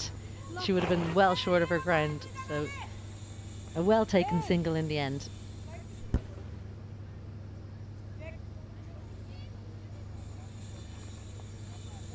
Yeah, one thing I like about Nepal is that any opportunity provided to score runs and boundaries, they've pounced on it. Looked good in terms of intent, chasing it down. Yeah, for a nation that's categorized as associate, they are showing good talent. They're showing a very good fighting spirit here. Not afraid to take on the Indian, the more fancied Indian side. looking to attack them. And the way they slowed them down in the second half when India battered, it was a really good comeback. At one stage, I thought India might get to 200. Really spirited comeback. They've gone up for this. I think she's home safe and sound, but better to check. Yeah, the way they came back with ball in hand, and I think you've made such a good point, Marina, about they haven't gone in their box. They've gone for any opportunity to score. Just about gets the bat down yet, safe and sound. But they haven't gone inside their box, and this would be a big occasion for them, playing against India. But every time they play, not just get a 4, but a nice 4. That drive in the previous over. You've just hit an Indian bowler for glorious cover drive. That's something that stays with you, really stays with you as a cricketer, and you can build on that. That'll drive them on when they're trying to train, trying to catch up to teams that are maybe 5-10 spots ahead of them in the rankings. Margaret on strike. They don't hang about. They're quite willing to play their shots. They see it, they go after it.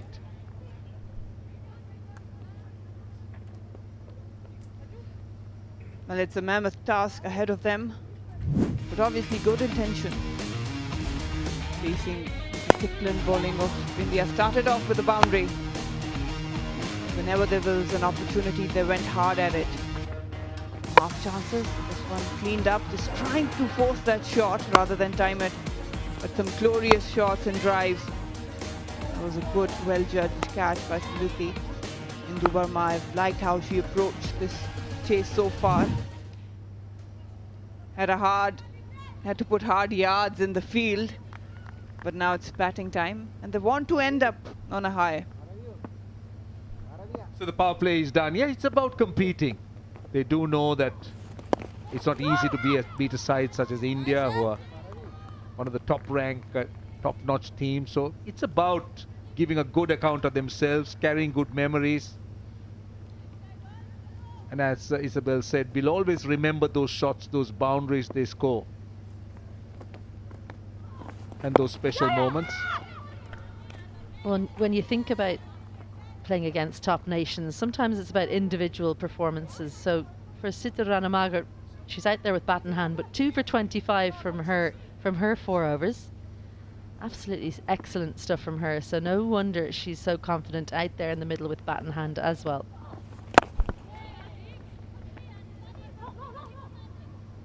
And I had the luxury to be there out in the middle at the toss.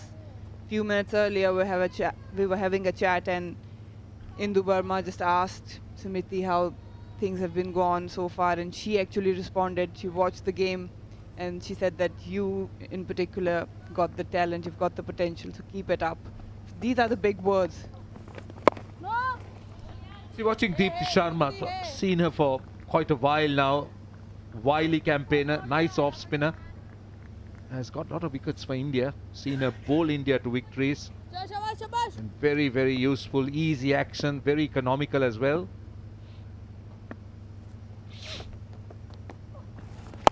Nice loops she's got. Nice mix as an off-spin bowler. She's a very wise bowler. Not that tall. Usually prefers to bowl with that flatter trajectory. A very smooth action. But she knows how to use the crease and take the pace off at times a bit quicker. And can read you really well as a batter too.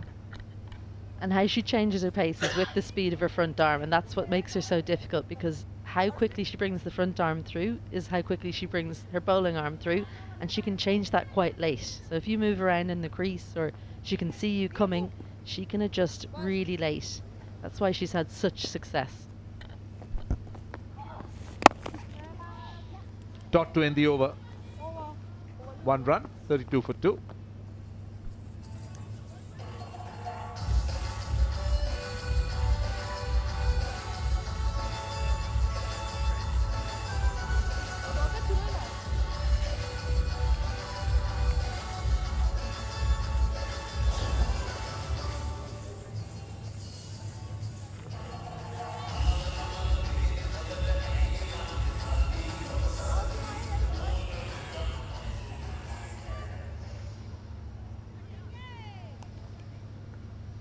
So the captain, 10 of 9, Margaret of 15, the two batters at the wicket.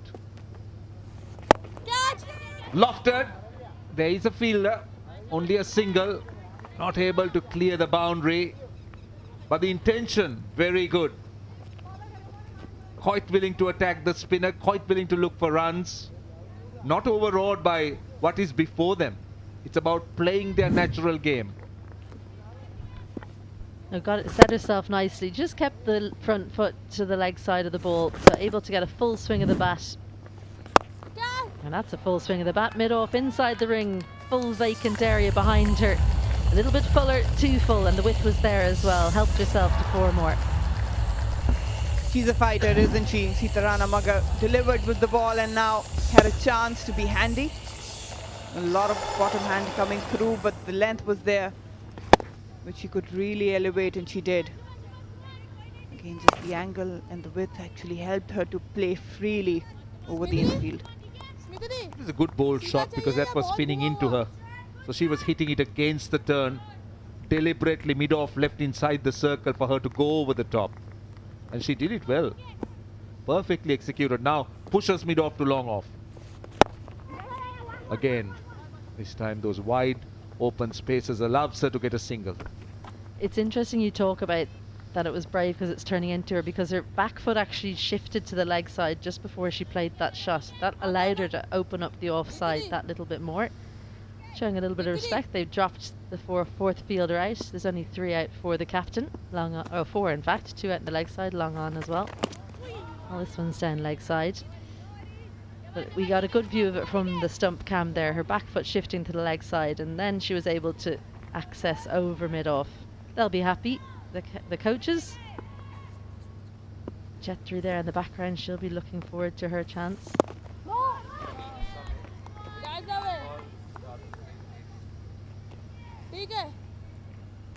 6 runs in the over, so 7 runs in the over so far, including that wide.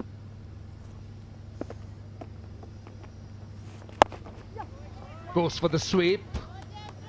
It's a well set field as far as India is concerned. They got fielders in right positions and good positions, cutting off those boundaries, forcing the Nepali batters to try and do something different. Back on strike, Marga. Long off out on the boundary. Goes square. Cannot beat the field. 8 done. 40 for 2.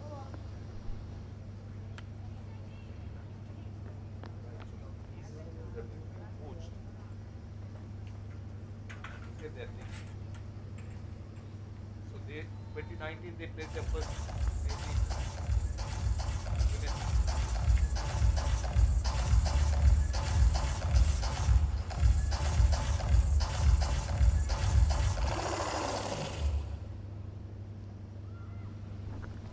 I've been told that Nepal played their first women's international in 2019, so that's just 5 years ago.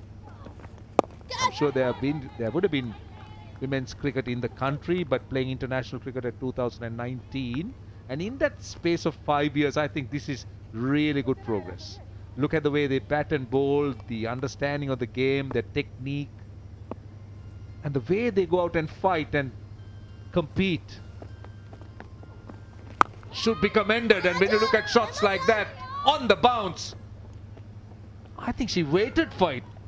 She could have gone for it. Yeah, Hemalata should have come in and gone for that catch. She stood stock still. This was hit with good power with the wind as well, and you expect the fielder to come in for that chance. It took her by surprise in the end. She did well to stop it, but I think they'll be disappointed she didn't go for the chance. Captain survives.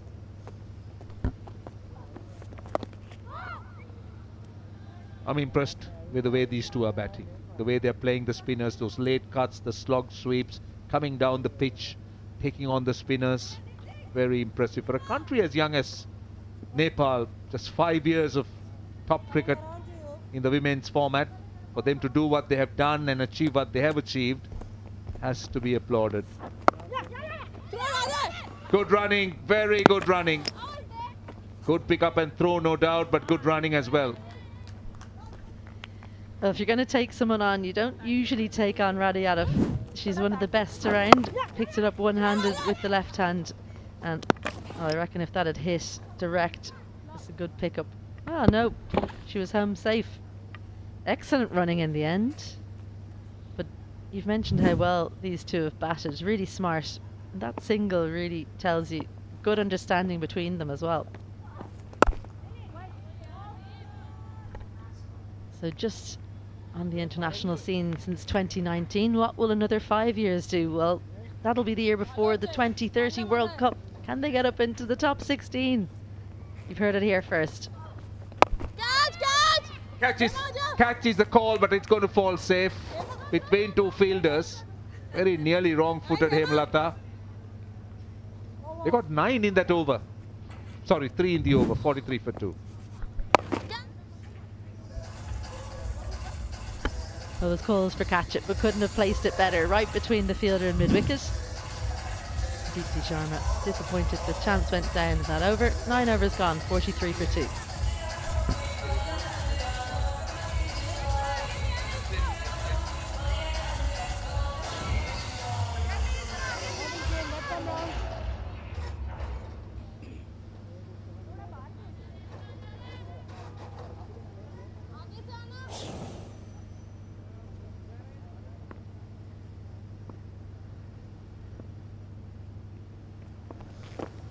For 2. This is over number 10 at the halfway stage. It's a mountain for Nepal to try and climb. 136 of 65 balls. Required rate is over 12.5. Again, down to long on. Should be taken. Made it look very easy. Shafali the catcher. And Nepal lose their 3rd wicket. The slog sweep has worked well, but actually got nearly too much of this one in Dubarma. Had it sweetly, either sweetly enough and not sweetly enough, because it's reached the fielder but hasn't gone over her. Shafali Varma read it nicely, came in, took it easily, and Nepal lose their 3rd. Well, she's been good since being out there, but her innings has come to an end. The captain, 14 from 18, Nepal 43 for 3, and the teams will have a drink.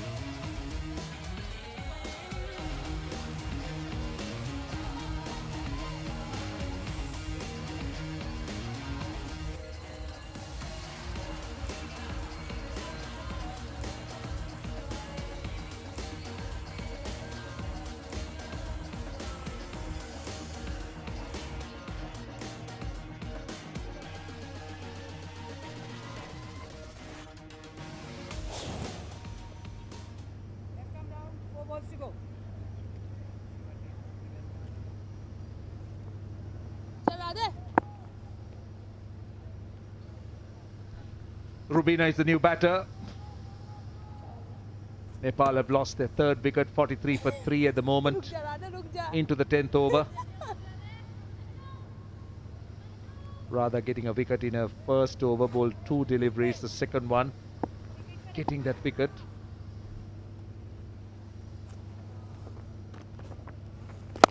Nicely bowled and nicely played as well, leaning into it. Yeah, Radha Yadav being brought into the attack. It wasn't just the correct line to play that shot. Wasn't easy to beat long on long off. A better option would have been towards the offside. This is where the challenge is basically as you go into the middle order, as the spinners come in, you get bogged down with your dot balls and then you try to create shots. So this is the experience we're talking about, and this is where Nepal needs a little bit more exposure. This will be called a wide. I think they hold their own very much when they play against associate nations, but it's that next step that they're expected to take is what is challenging. Rubina Chetri, the new batter out at number 5, very experienced. 23.72 average, that's a good average from her.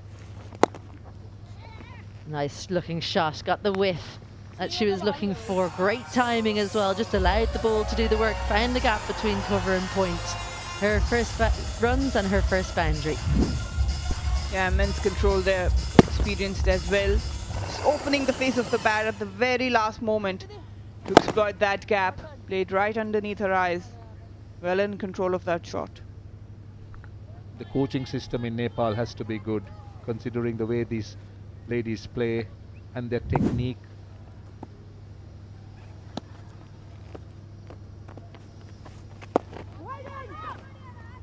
Dot ball to end the over. At the halfway stage, Nepal 48 for 3.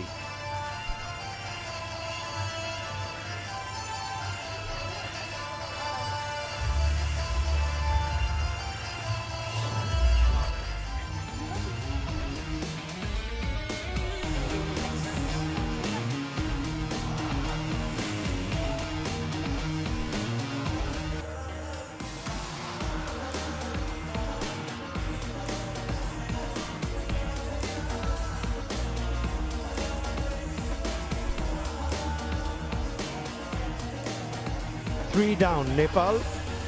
Hit in the previous over. Radha Yadav striking in her first over. Brings the two senior pros together yet again. Sitarana Magar and Rubina Chetri for Nepal. Chetri is their most capped cricketer.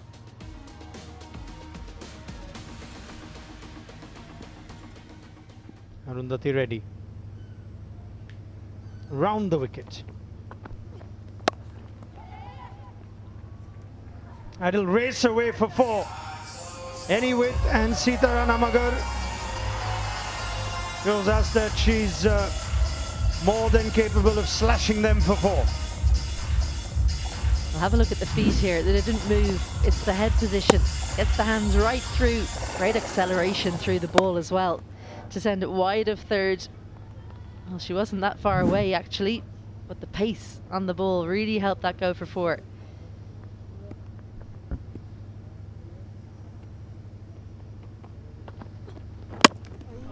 And what a comeback from Arundhati Reddy. Hit for 4 first ball and straight through Sitarana Magar the next. Nepal lose 4. This was bound to happen because when she uses a lot of bottom hand, but there was absolutely no footwork there. She got stuck at the crease. And it was a good line from Arundhati to get it onto the stumps. Previous ball which was hit for a boundary was way outside off stump, but it's right on the stumps. Sita Magar walks back for 18, Nepal 52 for 4.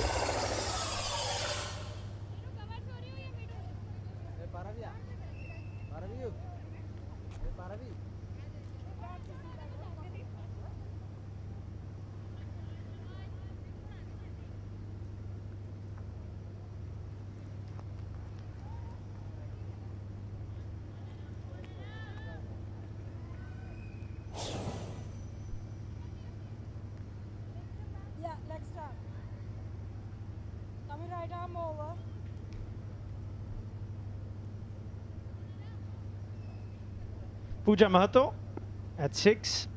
Not a score in the last game against Pakistan. Arundhati Reddy, one of 2 changes made today under Smriti Mandhana's India, striking for the second time. when you set up to hit the wide delivery, sometimes the straighter one can get you like this. Her bat is outside off, she's looking for the wider one, and when it's straight, just doesn't have the speed of hands to get it down in time. No footwork either.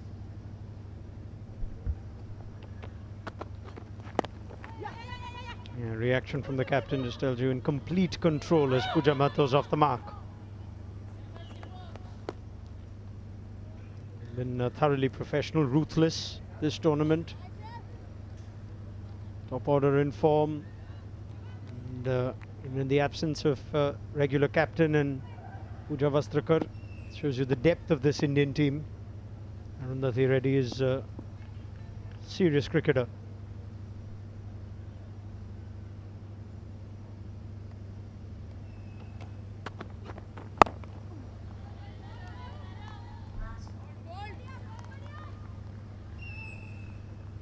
Four wickets that India have managed to pick up.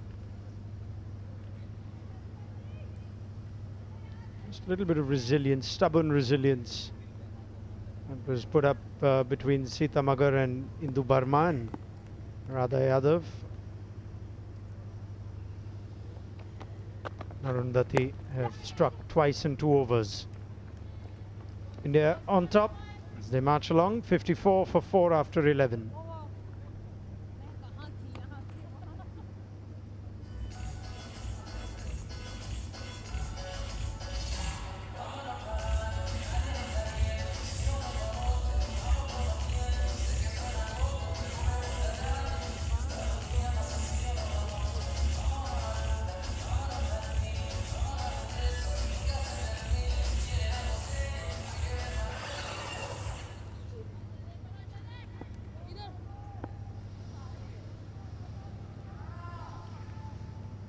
The Yadav will continue with her left arm spin, slip in place for Rubina.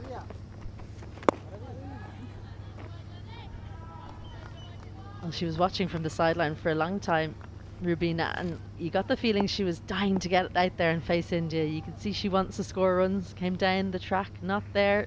She did manage to just block it. She's not a blocker. She's got the record for the most sixes for Nepal in this team. 11. She's had a sedate tournament with bat, 10 against the UAE and 8 against Pakistan. Well done, Dad. Yes, when I spoke to Rubina at the start of the game, her expectation from herself was to get runs today. She definitely seems like in desperation to get runs, but she's showing some intent. She's stepping out. She's trying to, and there as we speak, she gets a boundary, her second boundary. This should give her a lot of confidence, because when you have a lean tournament, you definitely want to score more runs end of the tournament, so you can go back home with some runs in your bag. It was a little bit uppish, but just opened the face, and Dr. Radhi couldn't reel it in. It was just fading away from her the whole time. Yeah, it's nothing to lose at this stage. Rubina, rest of the Nepal batters to follow Pooja Mathur as well. Go and have some fun. If you can time a few, get it over the boundary, giving Radha Yadav the charge. Angle would have taken it down.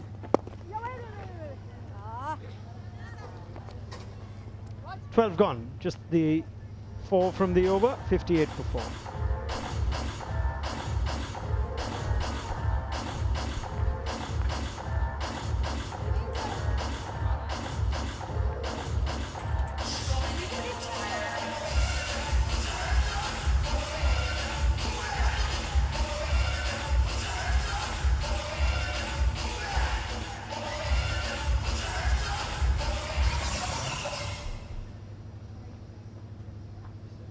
Change bowler, left arm around, coming through.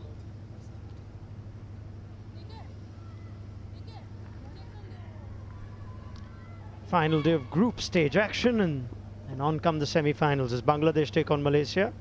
The afternoon fixture here in Dambulla. Coverage from 1:30 local time. Left arm spin from both ends, just the 1 over for Arundhati, and now Tanuja Kanwar with her third. And we should have the crowds coming in tomorrow, as they have been when the hosts play.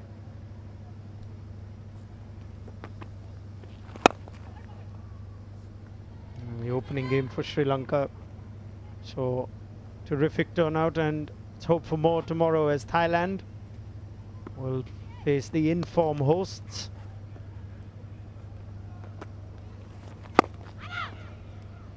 Chamariyatapattu, that blistering 100, and it was an afternoon game. There was still a very good crowd.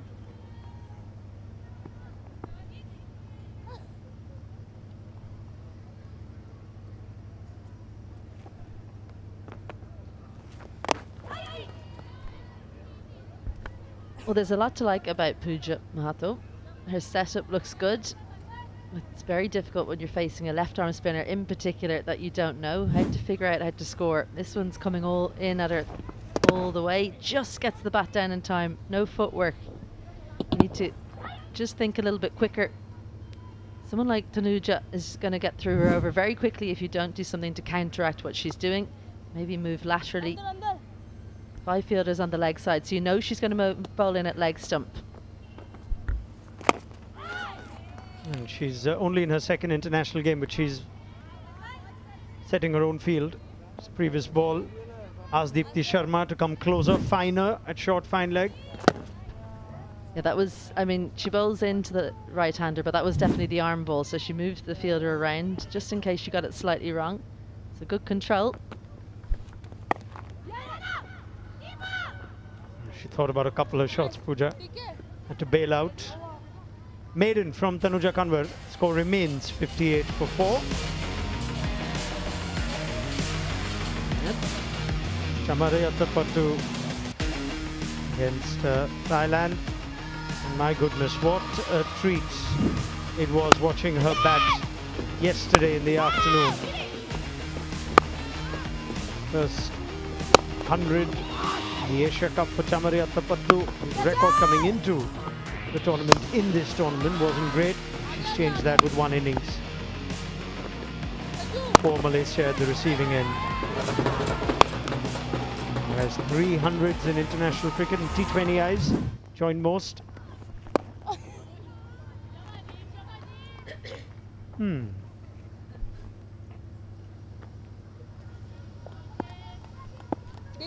To find a word, describe that first shot. Rubina had one idea and then the next, and she's looking to break loose. We're talking about that innings from Chamari Atapattu. I'm sure they'll be in tomorrow to see if she can repeat the dose. 198 runs in Asia Cup before that. She's almost reached that total in that 1 innings.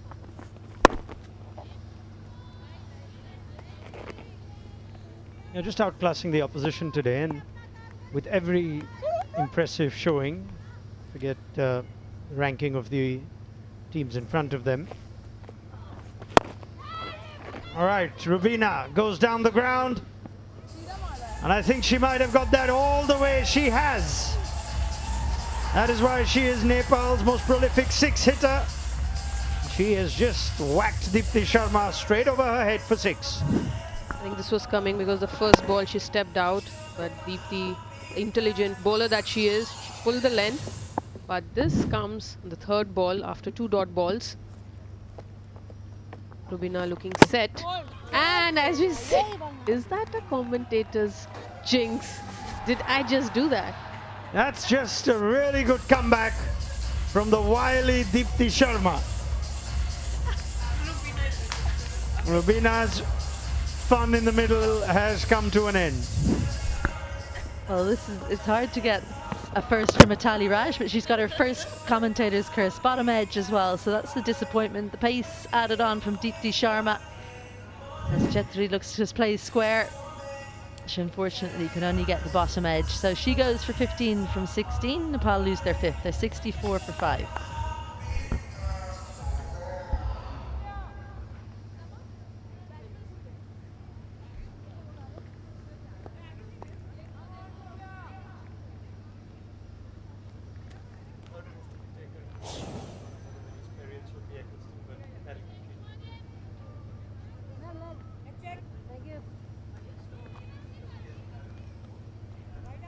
Kavita Joshi at number 7, that 31 not out in the previous game against Pakistan.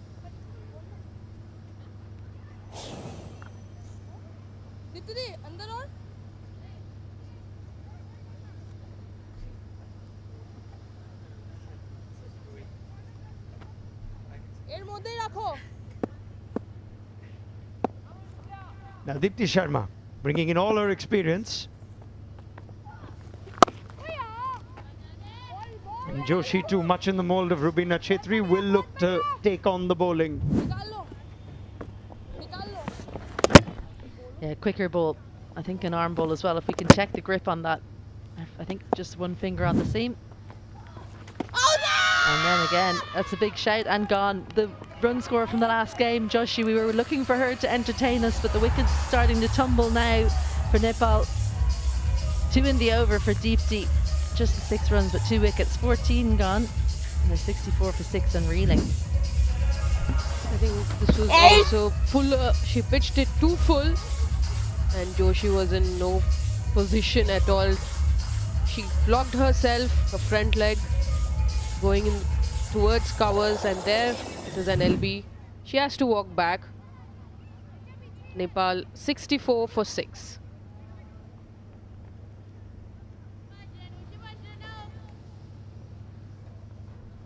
Yeah, it's just going from bad to worse for Nepal very quickly. But this is a high quality opposition that they're up against, and Bindu Rawals had to just get ready very quickly with 2 wickets in the over. She'll be in the non-strikers end for now. Renuka to bowl out, 15th over.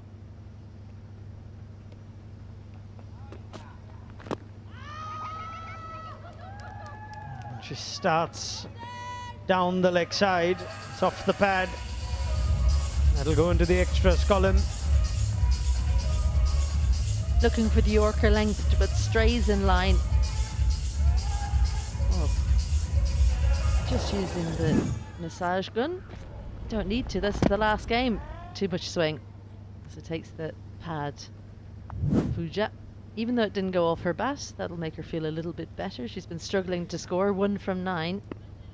Yeah, I'm going to borrow that at the end of the day, once the Nepal team's done using it. Samjana.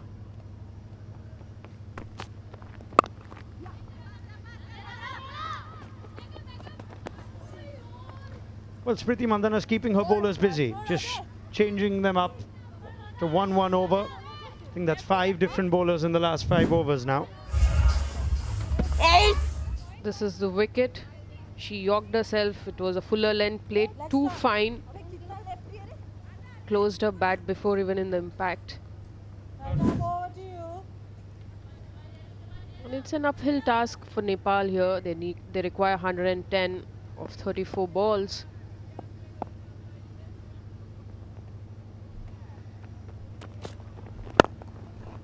But I think at this point, when you're chasing a target like 179, 69 for 6, you've got to just think, right, can we get a single off every ball? Rethink, what's our aim here? What can we get out of this? Well, a couple of wickets have put her clear in number 3. Idadar leads, Megan Shute at 2nd, and now Deepti Sharma clear 3rd, with Sophie Eccleston and Elise Perry locked at 126, just behind her. There'll be a few changes to that, you think? With enough active cricketers still there, Idadar at the top. Of course, she's being generous by not having much of a bowl these days, allowing the rest to catch up. Might change come the semi-finals.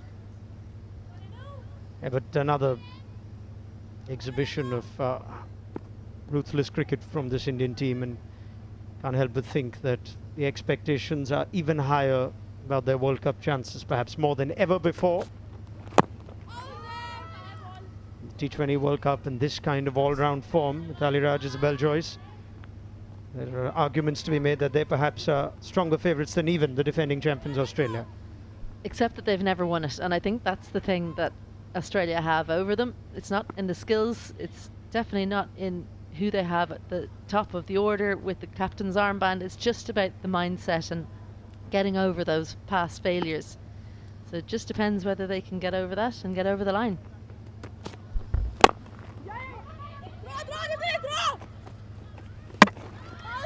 you know, we might have another look at that. That throw came in like a rocket. Salima Imtiaz will go upstairs.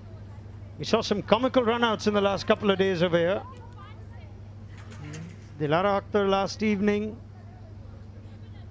We also saw the Pakistan game filled with incident earlier today. Just ambling, trying to get back in. That's out. That's another dozy bit of cricket from the batter. Take nothing away from the fielding though. Bullet throw. Direct hit. And again, I think that's out, but we'll wait for official confirmation. I would agree with you. Have a look at the feet. You know your momentum's not going quickly enough forward if your feet are able to be like that, and her hips are so far back, but I think she's short of her ground. So good decision to go upstairs because Nepal have just lost yet another wicket. Yeah, umpire Shahzad Jakir from Bangladesh confirming the decision. Brilliant work. Deepti Sharma is having a merry time of it in the middle. Let's move to the ball aggressively. Flat throw, bullseye. Thank you very much. India inch closer to victory, and Nepal lose their 7th. They are now 70 for 7 as Pooja Mahato's run out for 2.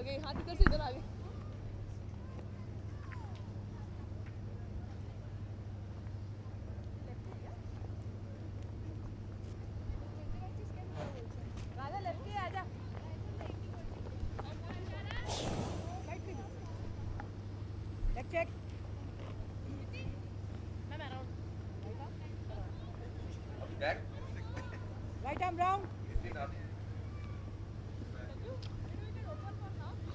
Dolly Bhakta is the new batter. Well, I'm afraid Nepal in dire straits at the moment. It was never going to be easy. Lovely to have an India-Pakistan combination in the commentary box. Mithali and Marina. That's lovely. I can be the neutral. Well, I think it's always difficult for Nepal to score 178. But yes, they could have gone over 100 provided they had Samjana, they had Sita Magar, they had Indu Burma, all these senior players, Samjana who's scored a 50 in the first game. Had these batters been in the middle, maybe they would have posted more than 100. They could have gone over 100. But it is difficult for the lower order to score runs. See, I think the problem happens. The openers, they would come out, they'll bat freely, but as you go deep into the innings, short delivery on the bounce, you go deep into the innings, you find that the run rate is climbing, it gets beyond you, and that's where you start to do different things. You start looking for shots, looking to manufacture shots, and eventually this is the result. So this, you would put it down to inexperience. We have spoken about the lack of exposure. So all that. So like in any associate's case, this is a very good learning experience. Through the gap, should run away to the boundary. It's good to see them going down with the fight. Any width on offer on this surface, it'll be put away. Bindu is rocking on the back foot. Got enough time to pick that gap up and right out of the middle of the bat as well.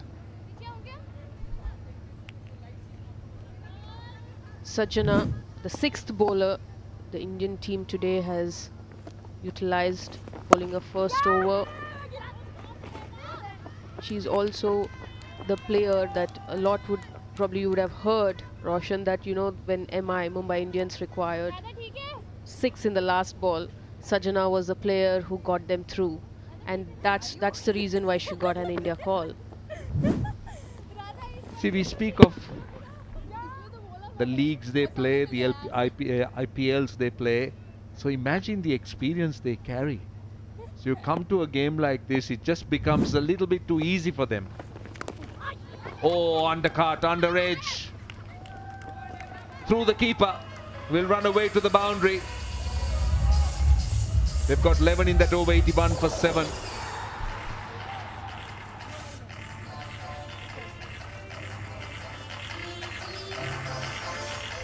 So 81 for 7.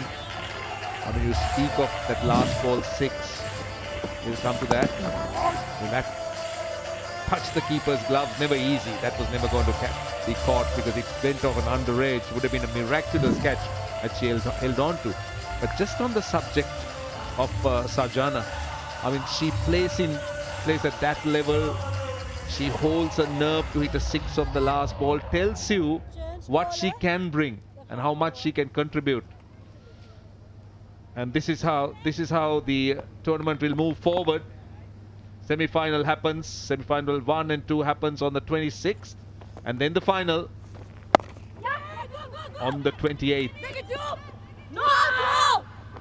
So we're almost at the business end of the tournament. Tomorrow is the last day of the first round, and then we go into the semi-finals, the top 4 teams. So the first semi-final is winner of Group A versus the runner-up of Group B. That's at 2 o'clock. And then Group B winner and runner-up of Group A meet in the second semi-final. And the winners would meet in the final on the 28th at 2:30 p.m. The coverage starts. And all will happen at the Rangiri Dambulu Stadium in Dambula. Bold. Brilliantly bold. In fact, that's given. The wicketkeeper was very, very quick to react. I didn't see it touching the bat, but then the umpire heard something and she saw the deviation. Yeah, just enough turn to deceive Dolly. Radha Yadav doing it nice there. Stuck on crease. No foot movement whatsoever. A slight bit of edges. And Richa Ghosh does the rest. Another one down for Thailand. Dolly Bhatta gone on 5, 82 for 2.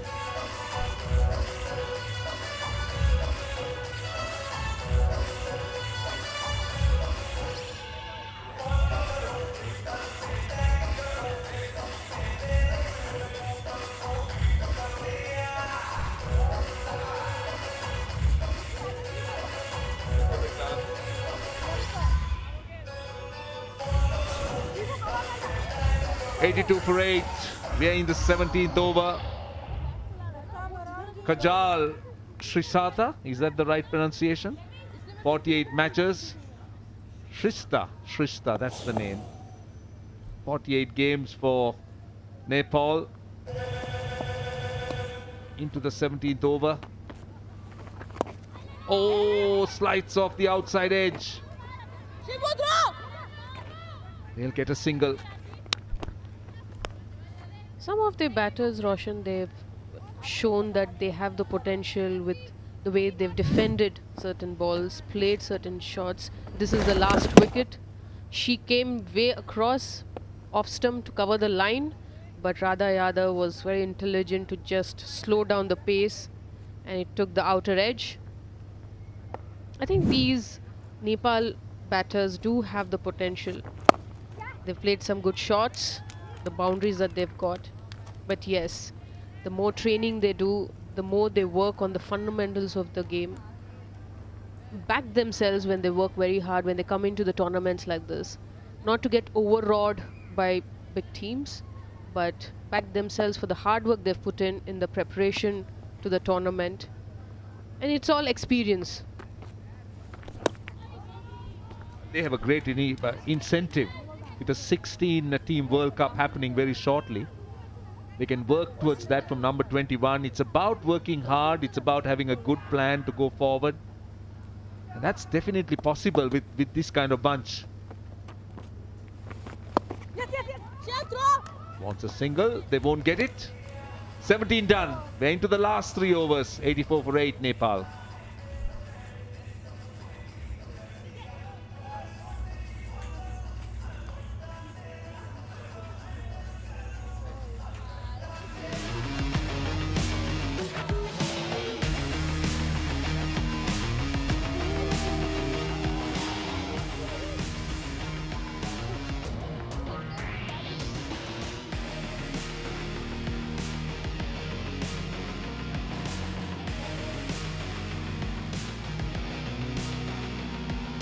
coming up tomorrow. That's the first game. On air at 1:30.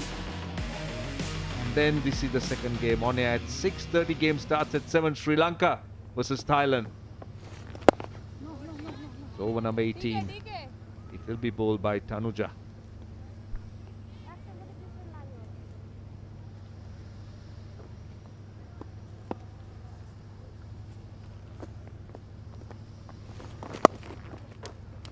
I like the way she's approaching this situation, the way she's looking to be aggressive, rocking back and looking to play the square cut, getting on the front foot, looking to drive. Those attacking instincts still very much prevalent, even though Nepal are 84 for 8.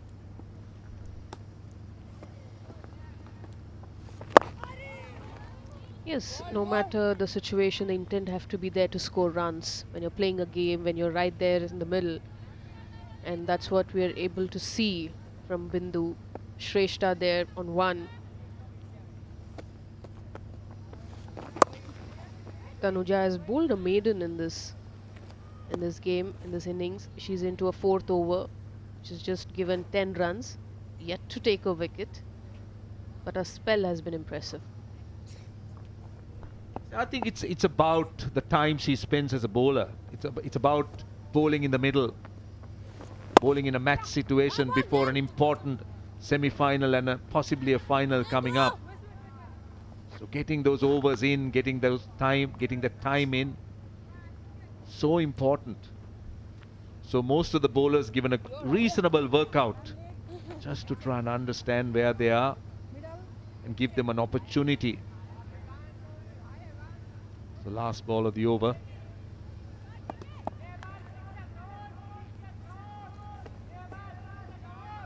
India, I must say, has put up a very impressive show, whether it's batting, bowling or fielding.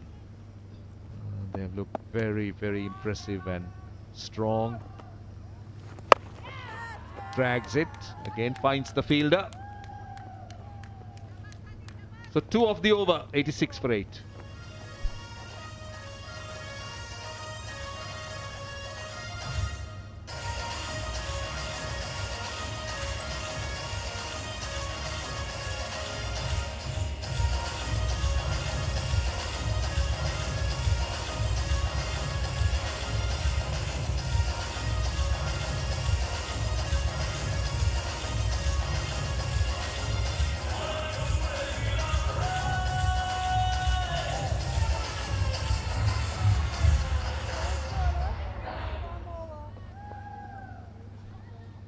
This is the road to the final of the Women's Asia Cup 2024. Semi-final coming up on the 26th of July. Tomorrow happens to be the last day of the first round, and then we go into a break, then the semi-finals. First semi-final at on air at 1:30. The game starts at 2. And the second semi-final 6:30. And the game starts at 7. So the top 2 teams from the respective groups. So it's very likely that India will play Bangladesh, and it could be a Sri Lanka versus Pakistan, judging by where the teams are at the moment. But we still have some cricket left. And then, of course, the final. Final happens on the 28th after another break on the 27th. So what do you reckon? You think India, Bangladesh, Sri Lanka, Pakistan, judging by how the groups look? Well, in my opinion, I see India versus Sri Lanka in the finals. That's a big statement. A lot of you've just turned 1 million fans from Sri Lanka. And you just said that Sri Lanka might be the Asian champions. 22 million would be supporting you. You would have 22 more millions joining your fan base. Just say the word. Well, see, as a player, tactically, everything considering, India.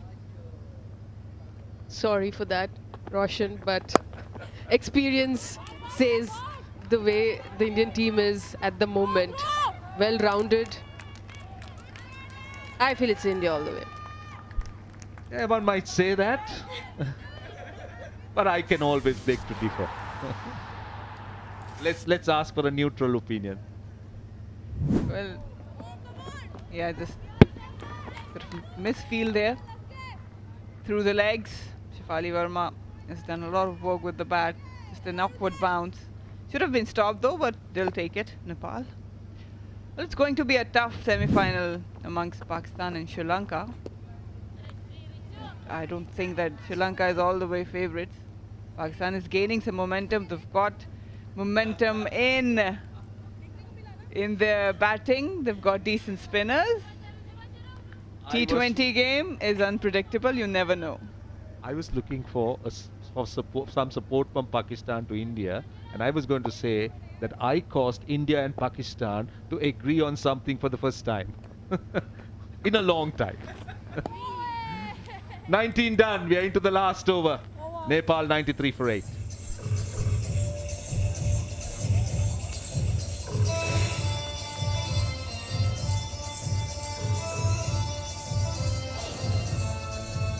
There's a lot to look forward to for Nepal.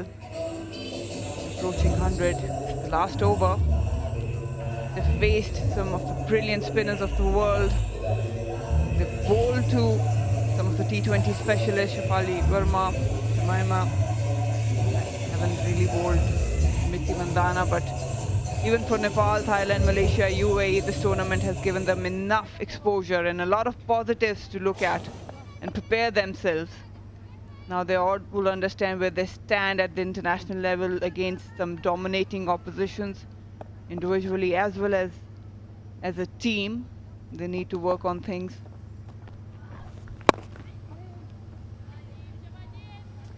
Also, Nepal lost in the semis in the ACC Women's Premier Cup, whereas UAE was the winners, and to get into a tournament to beat UAE in the very first game, I think they should be proud of when they finish this tournament.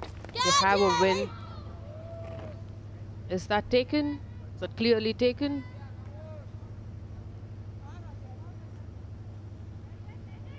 Well, they'll want to check. She was diving forward. Let's see, the two umpires are consulting. It's been referred up. It's an umpire's referral. But they're celebrating. I think that catch seemed to be taken cleanly. A decision pending.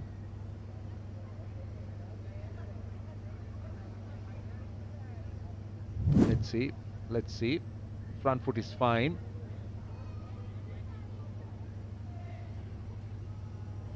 And now this will tell us.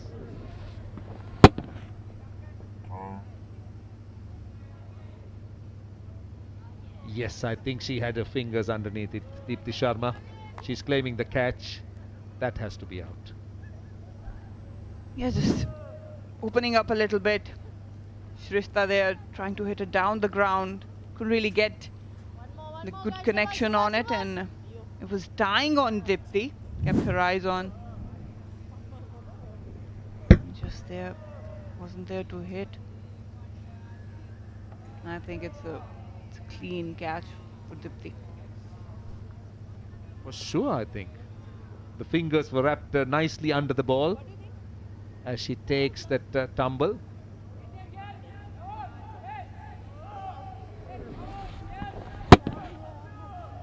Right. The catch is clean. You can slow it down if you can, but that's definitely out.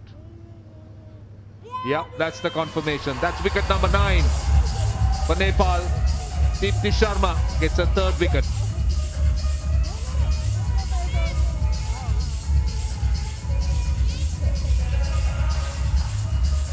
Shrestha goes for 3. Nepal 93 for 9 in the 20th over.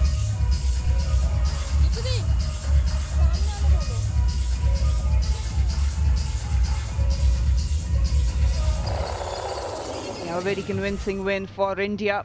The bowlers have done their job early on. It was batters who delivered, made an impact. Nepal will be happy with the effort they've put on tonight, not just in batting so far. Shabnam Rai Not much to offer though, coming at number 11. They did well on the second end of the first innings and pulled India back. Oh, Richa Ghosh, pretty animated, active.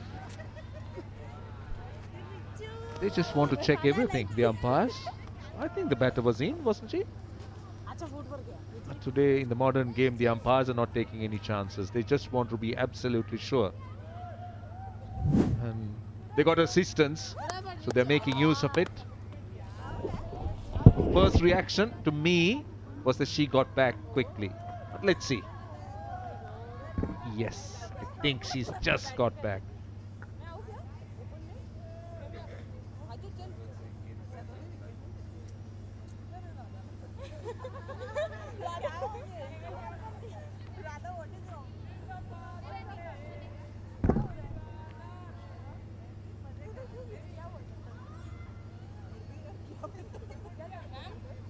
Tell you what, it's much tighter than what we thought. That's a good decision by the umpire to go upstairs. It is definitely much tighter than what we felt. So the question is, at which point does she ground her bat?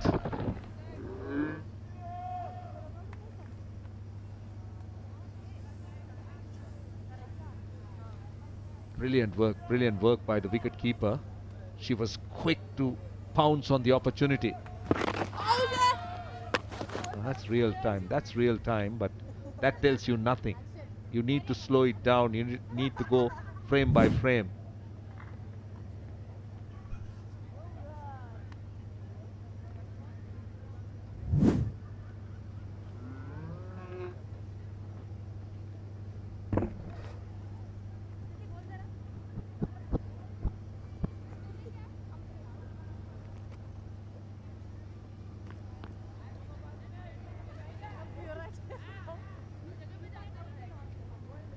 What do you reckon, ladies?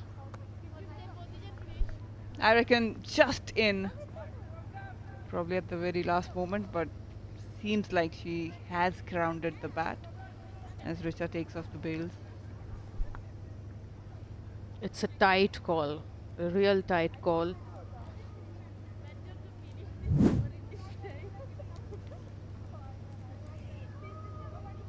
The umpire gives the benefit of doubt to the batter.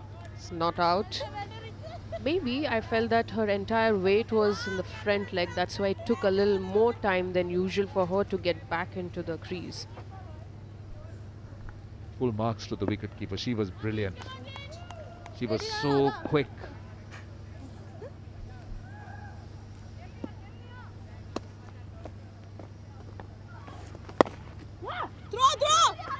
Running with it. And they get the single. We're down to the last two deliveries.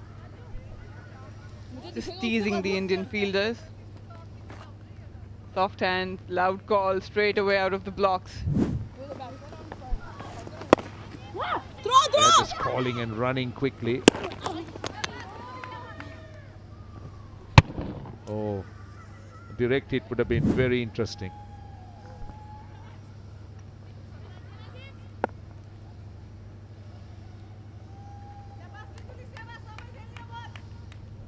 India has completely dominated this game against Nepal. That was expected. Nepal had their moments, especially towards that second half when India batted the second 10 overs. They managed to pull it back a little bit. But with the bat in hand, I think they haven't really been able to come to grips with the Indian bowling. If any consolation, I think Nepal were able to restrict India under 200. As you rightly said, I think, they were able to bowl in the second half of the bowling innings. They were able to do better. That's a big hit. Goes with a couple of bounce to the deep mid wicket. And they managed to get 2 runs. Love the spirit. Seriously love the spirit. I think the umpire has gone up once more. Well, but love the spirit of the Nepali batters. They're not going to die wandering. They're just going to go for everything. And this is Deepti Sharma picking it up. And I think she's in. I think she's in. She's grounded her bat. She's in. So they will get 2 runs after all. Nepal will end on 96 for 9 at the end of 20 overs. Yeah, there it is now. India winning convincingly. They've batted well, they've bowled well and fielded well. Nepal, on the other hand, will take a lot of the positives out of this match. Putting up a fight, not just in batting but in bowling as well, against one of the best oppositions in the world. India win convincingly by 82 runs, but they can keep their heads high. The big news is that India and Pakistan are the qualifiers from Group A. Well, games in Group B is still incomplete, but Group A is done and dusted. So as expected, the top 2 teams, India and Pakistan, going to the last 4.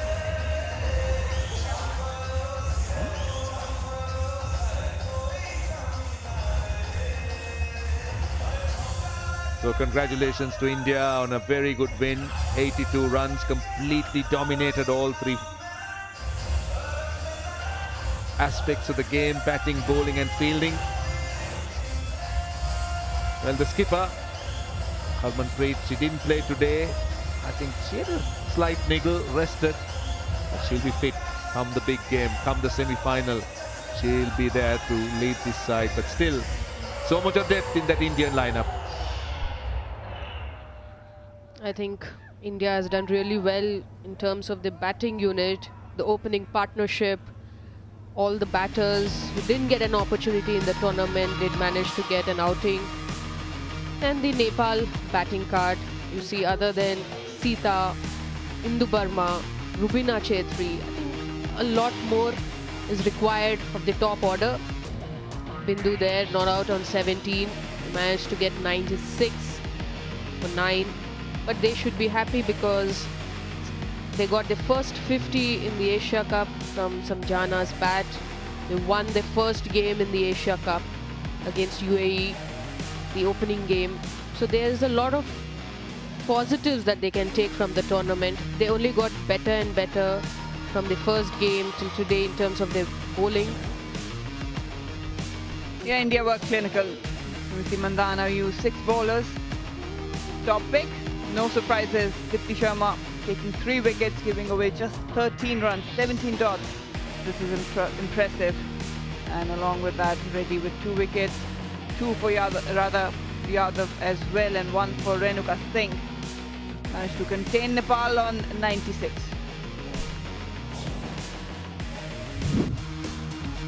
It was a daunting task for Nepal.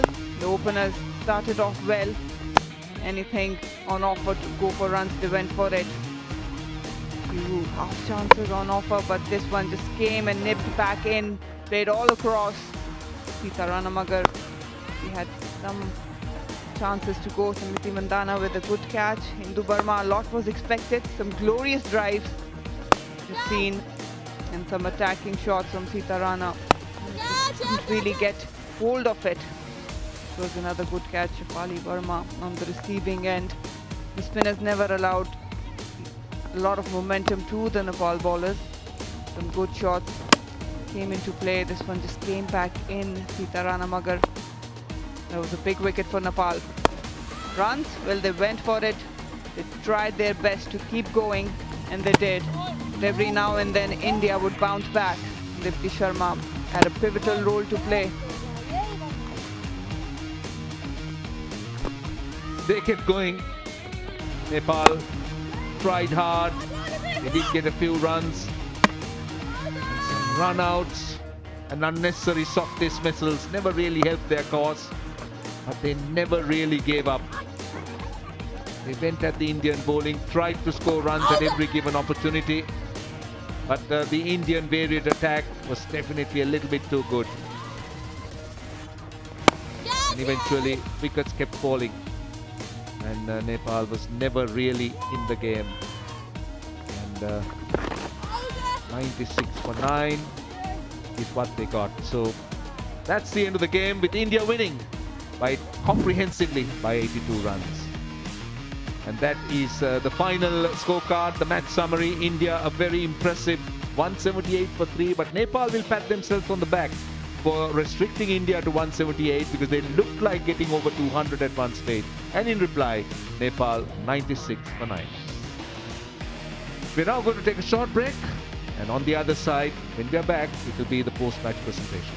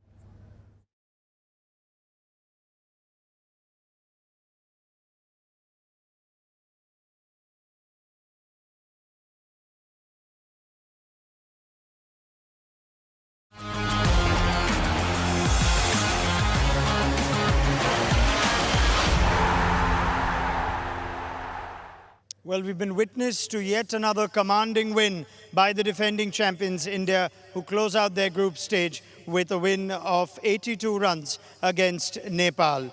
Welcome to the post-match presentation of the Women's Asia Cup 2024 match between India and Nepal. The Asian Cricket Council would like to thank the broadcaster Star Sports, the sponsors and all other government organizations and authorities and everyone involved in the smooth conduct of this match. Might I now introduce the presentation party? To my immediate left, Mr. Chatur Bahadur Chand, President of the Cricket Association of Nepal. Thank you for being with us, sir. And to his left, Mr. Upali Sirisena, President, Matale District Cricket Association. Gentlemen, thank you for being here. First, might I invite the Nepal captain, Indu Barma, to have a chat, please. Indu, playing a team like India, top-ranked team, defending champions, what was that experience like? I'm proud of my team and the team effort we put in. I think we analyze our weakness, so we will try our best to play more stronger. We'll come back more stronger, and we respect our opponents. We got great exposures playing against India, and we will come back more stronger next time. Talking about today's game, you must be quite pleased at how your bowlers made a comeback. At one stage, we thought India might get close to 200, but you pulled things back. Were you happy about that? Yes, definitely. I'm happy with my team because after 10th over, we get momentum that our bowlers get good momentum. What do you take away as positives and memories from your campaign from this tournament? I got lots of experience. Even my teammates got lots of experience playing against India, Pakistan. So we will be playing or practice more cricket from this. Well, you did win your first ever game after beating UAE. So you've had a tournament to remember. Really well done, Indu Barma, and all the best going forward. Thank you so much. Indu Barma, the captain of Nepal. We will now present the player of the match, and Mr. Chand Bahadur Chand will present a trophy and a check of USD $750, Mr. Sirisena as well, to Shefali Verma of India, 81 of 48, 12 fours, 16, striking at 168. So Mr. Chand and Mr. Sirisena doing the honors, and Shefali is our player of the match. And Shefali, if I might now request you to come have a chat. बड़ा मजा आया आज batting करते हुए? Yeah, of course, अपनी strength को ही back करने की कोशिश कर रही थी और आज वो execute हुआ. So yeah, really happy. पूरे टूर्नामेंट में हाई इम्पैक्ट स्टार्ट्स आपके रहे, एक तरह की कंसिस्टेंसी अब आ रही है? या कंसिस्टेंसी आ रही है, बट थोड़ा और अच्छा फिनिश कर सकती हूँ, उस पर ही थोड़ा सा माइंड रख रही हूँ. बस यही दिमाग में है. आपकी इनिंग्स को हम देख रहे हैं. एक बाउंड्री मुझे याद है जो आपने लॉन्ग ऑन की तरफ मारा, मुझे लगा सिंगल जा रहा है, अचानक चौका लग गया, आपने अचानक गलती से मार दिया था? नहीं, फील्डर देखा था, फील्डर थोड़ा बाहर था, तो मैंने ट्राई किया कि सामने ही मारूं. जो आपका डबल 100 रहा रिसेंटली, जो आपने कहा आपका करियर हाईलाइट है, क्या ऐसी टाइप की इनिंग्स प्लेयर को एक दूसरे लेवल में डाल देती है कॉन्फिडेंस मेंटालिटी की तरफ से? या ऑफ कोर्स 200 रन बहुत बड़ी बात है एक बैट्समैन के लिए, और मैं बहुत कॉन्फिडेंस आया उस इनिंग से, बिकॉज उससे पहले थोड़ा इतना अच्छे फॉर्म में नहीं थी मैं. बढ़िया, उससे बहुत कुछ कॉन्फिडेंस मिला, and I hope I will continue to do well for the team. Semifinals के लिए तैयार? Yeah, of course. All right. Well done, Shifu. All the best going forward. Thank you. Shefali Verma is our player of the match. Very pleased with her effort. Said she knew exactly where the fielders were when I asked her about that accidental four. She said the double 100 against South Africa actually just put her in a very high state of confidence. And she's happy with the consistency, but still wants to finish better. That was Shefali Verma. And now to the winning captain, Smriti Mandhana of India, who receives a check of USD $2,000 from Mr. Chatur Bahadur Chand. Smriti, we'll have a chat. That was one of your easier days in the office without facing a ball and having to do much. Easy win? Yeah, definitely. As an opener, you don't have a lot of games where you don't get to bat, but really happy, the way Shefali batted. Even Hema got few runs under her belt, and we finished well as well. I think much needed game time for all the batters, because in the last 2 T20 series we've played, middle order hasn't got a lot of time to bat. So yeah, I was really happy, and even we finished off really good. Give us some insight on those decisions. Was it pre-decided in advance that you won't be opening and that the other batters will have a go? Not a lot of pre-decision, but yeah, I think we felt the best is because definitely a lot of different conditions. The wind is different to what we have back home, and it's always good to have a game time. Some runs under the belt always gives them a lot of confidence going in. So as I said, I think middle order didn't get a lot of time in the middle, even in the South Africa series. So really a good game for them to get the things going. We tend to think from the outside that we're expecting India to win here, but they're also keeping an eye on the World Cup with every game. Is that true from the inside as well? Yeah, definitely. I think not only this tournament, I think in the last 5 to 6 months, whatever we've played, even in the WPL, I think post-WPL, the preparations had started. So whichever series we've played has always been a planned one in terms of what do we really want from the girls or what areas we are looking. So definitely there's a lot of fine-tuning till you play the World Cup. And we always believe that if you have to win the World Cup, it's a big preparation. You just don't go into the tournament unprepared. A word on your opponents, Nepal. They don't get to play teams like India often. What were you most impressed about Nepal? Yeah, I think the most impressed I was with, they always had a smile on their face, which is really great. Sometimes, playing the amount of cricket we have played now, you kind of forget to enjoy the game, but, the way actually they were enjoying each and every ball. Even if someone was dropping a catch, they were still cheering, which is really good things to see. So, and yeah, I think they did play some good cricket. So really happy, and hopefully they keep improving, and we keep getting to face them. And now quickly, before I leave you, a word on your semi-final opponents. Most likely Bangladesh, a team you played recently and played very well against. Yeah, definitely. I think you don't take any team lightly, or you don't. As I said in the toss, for us, it's about preparation each and every day. So nothing changes for us. I think we'll still go out 2 days. We have time to rest and practice as well. So I think nothing changes for us. We'll just keep preparing well, and then go out and try and apply ourselves. Well done today, Smriti, and good luck for the semi-final. Thank you so much. Smriti Mandhana, captain of India today, and that wraps things up from down here at the post-match presentation. Right, one more day in the preliminary round. Let's show you how the points table stands in Group A. India and Pakistan, the qualifiers. Nepal will be pleased with their effort with a win there. UAE at the bottom with no wins. And let's remind you, we got one more day of cricket in the preliminary round, and these are the games coming up. Bangladesh versus Malaysia, that happens at 2 o'clock in the afternoon with live coverage starting at 1:30. And then another big game coming up. Sri Lanka, the hosts. They will be up against Thailand, and that happens at 7 p.m. with the live coverage at 6:30 local time. So that's the story from here. Until we see you tomorrow, it is a good night from the Dambula Stadium.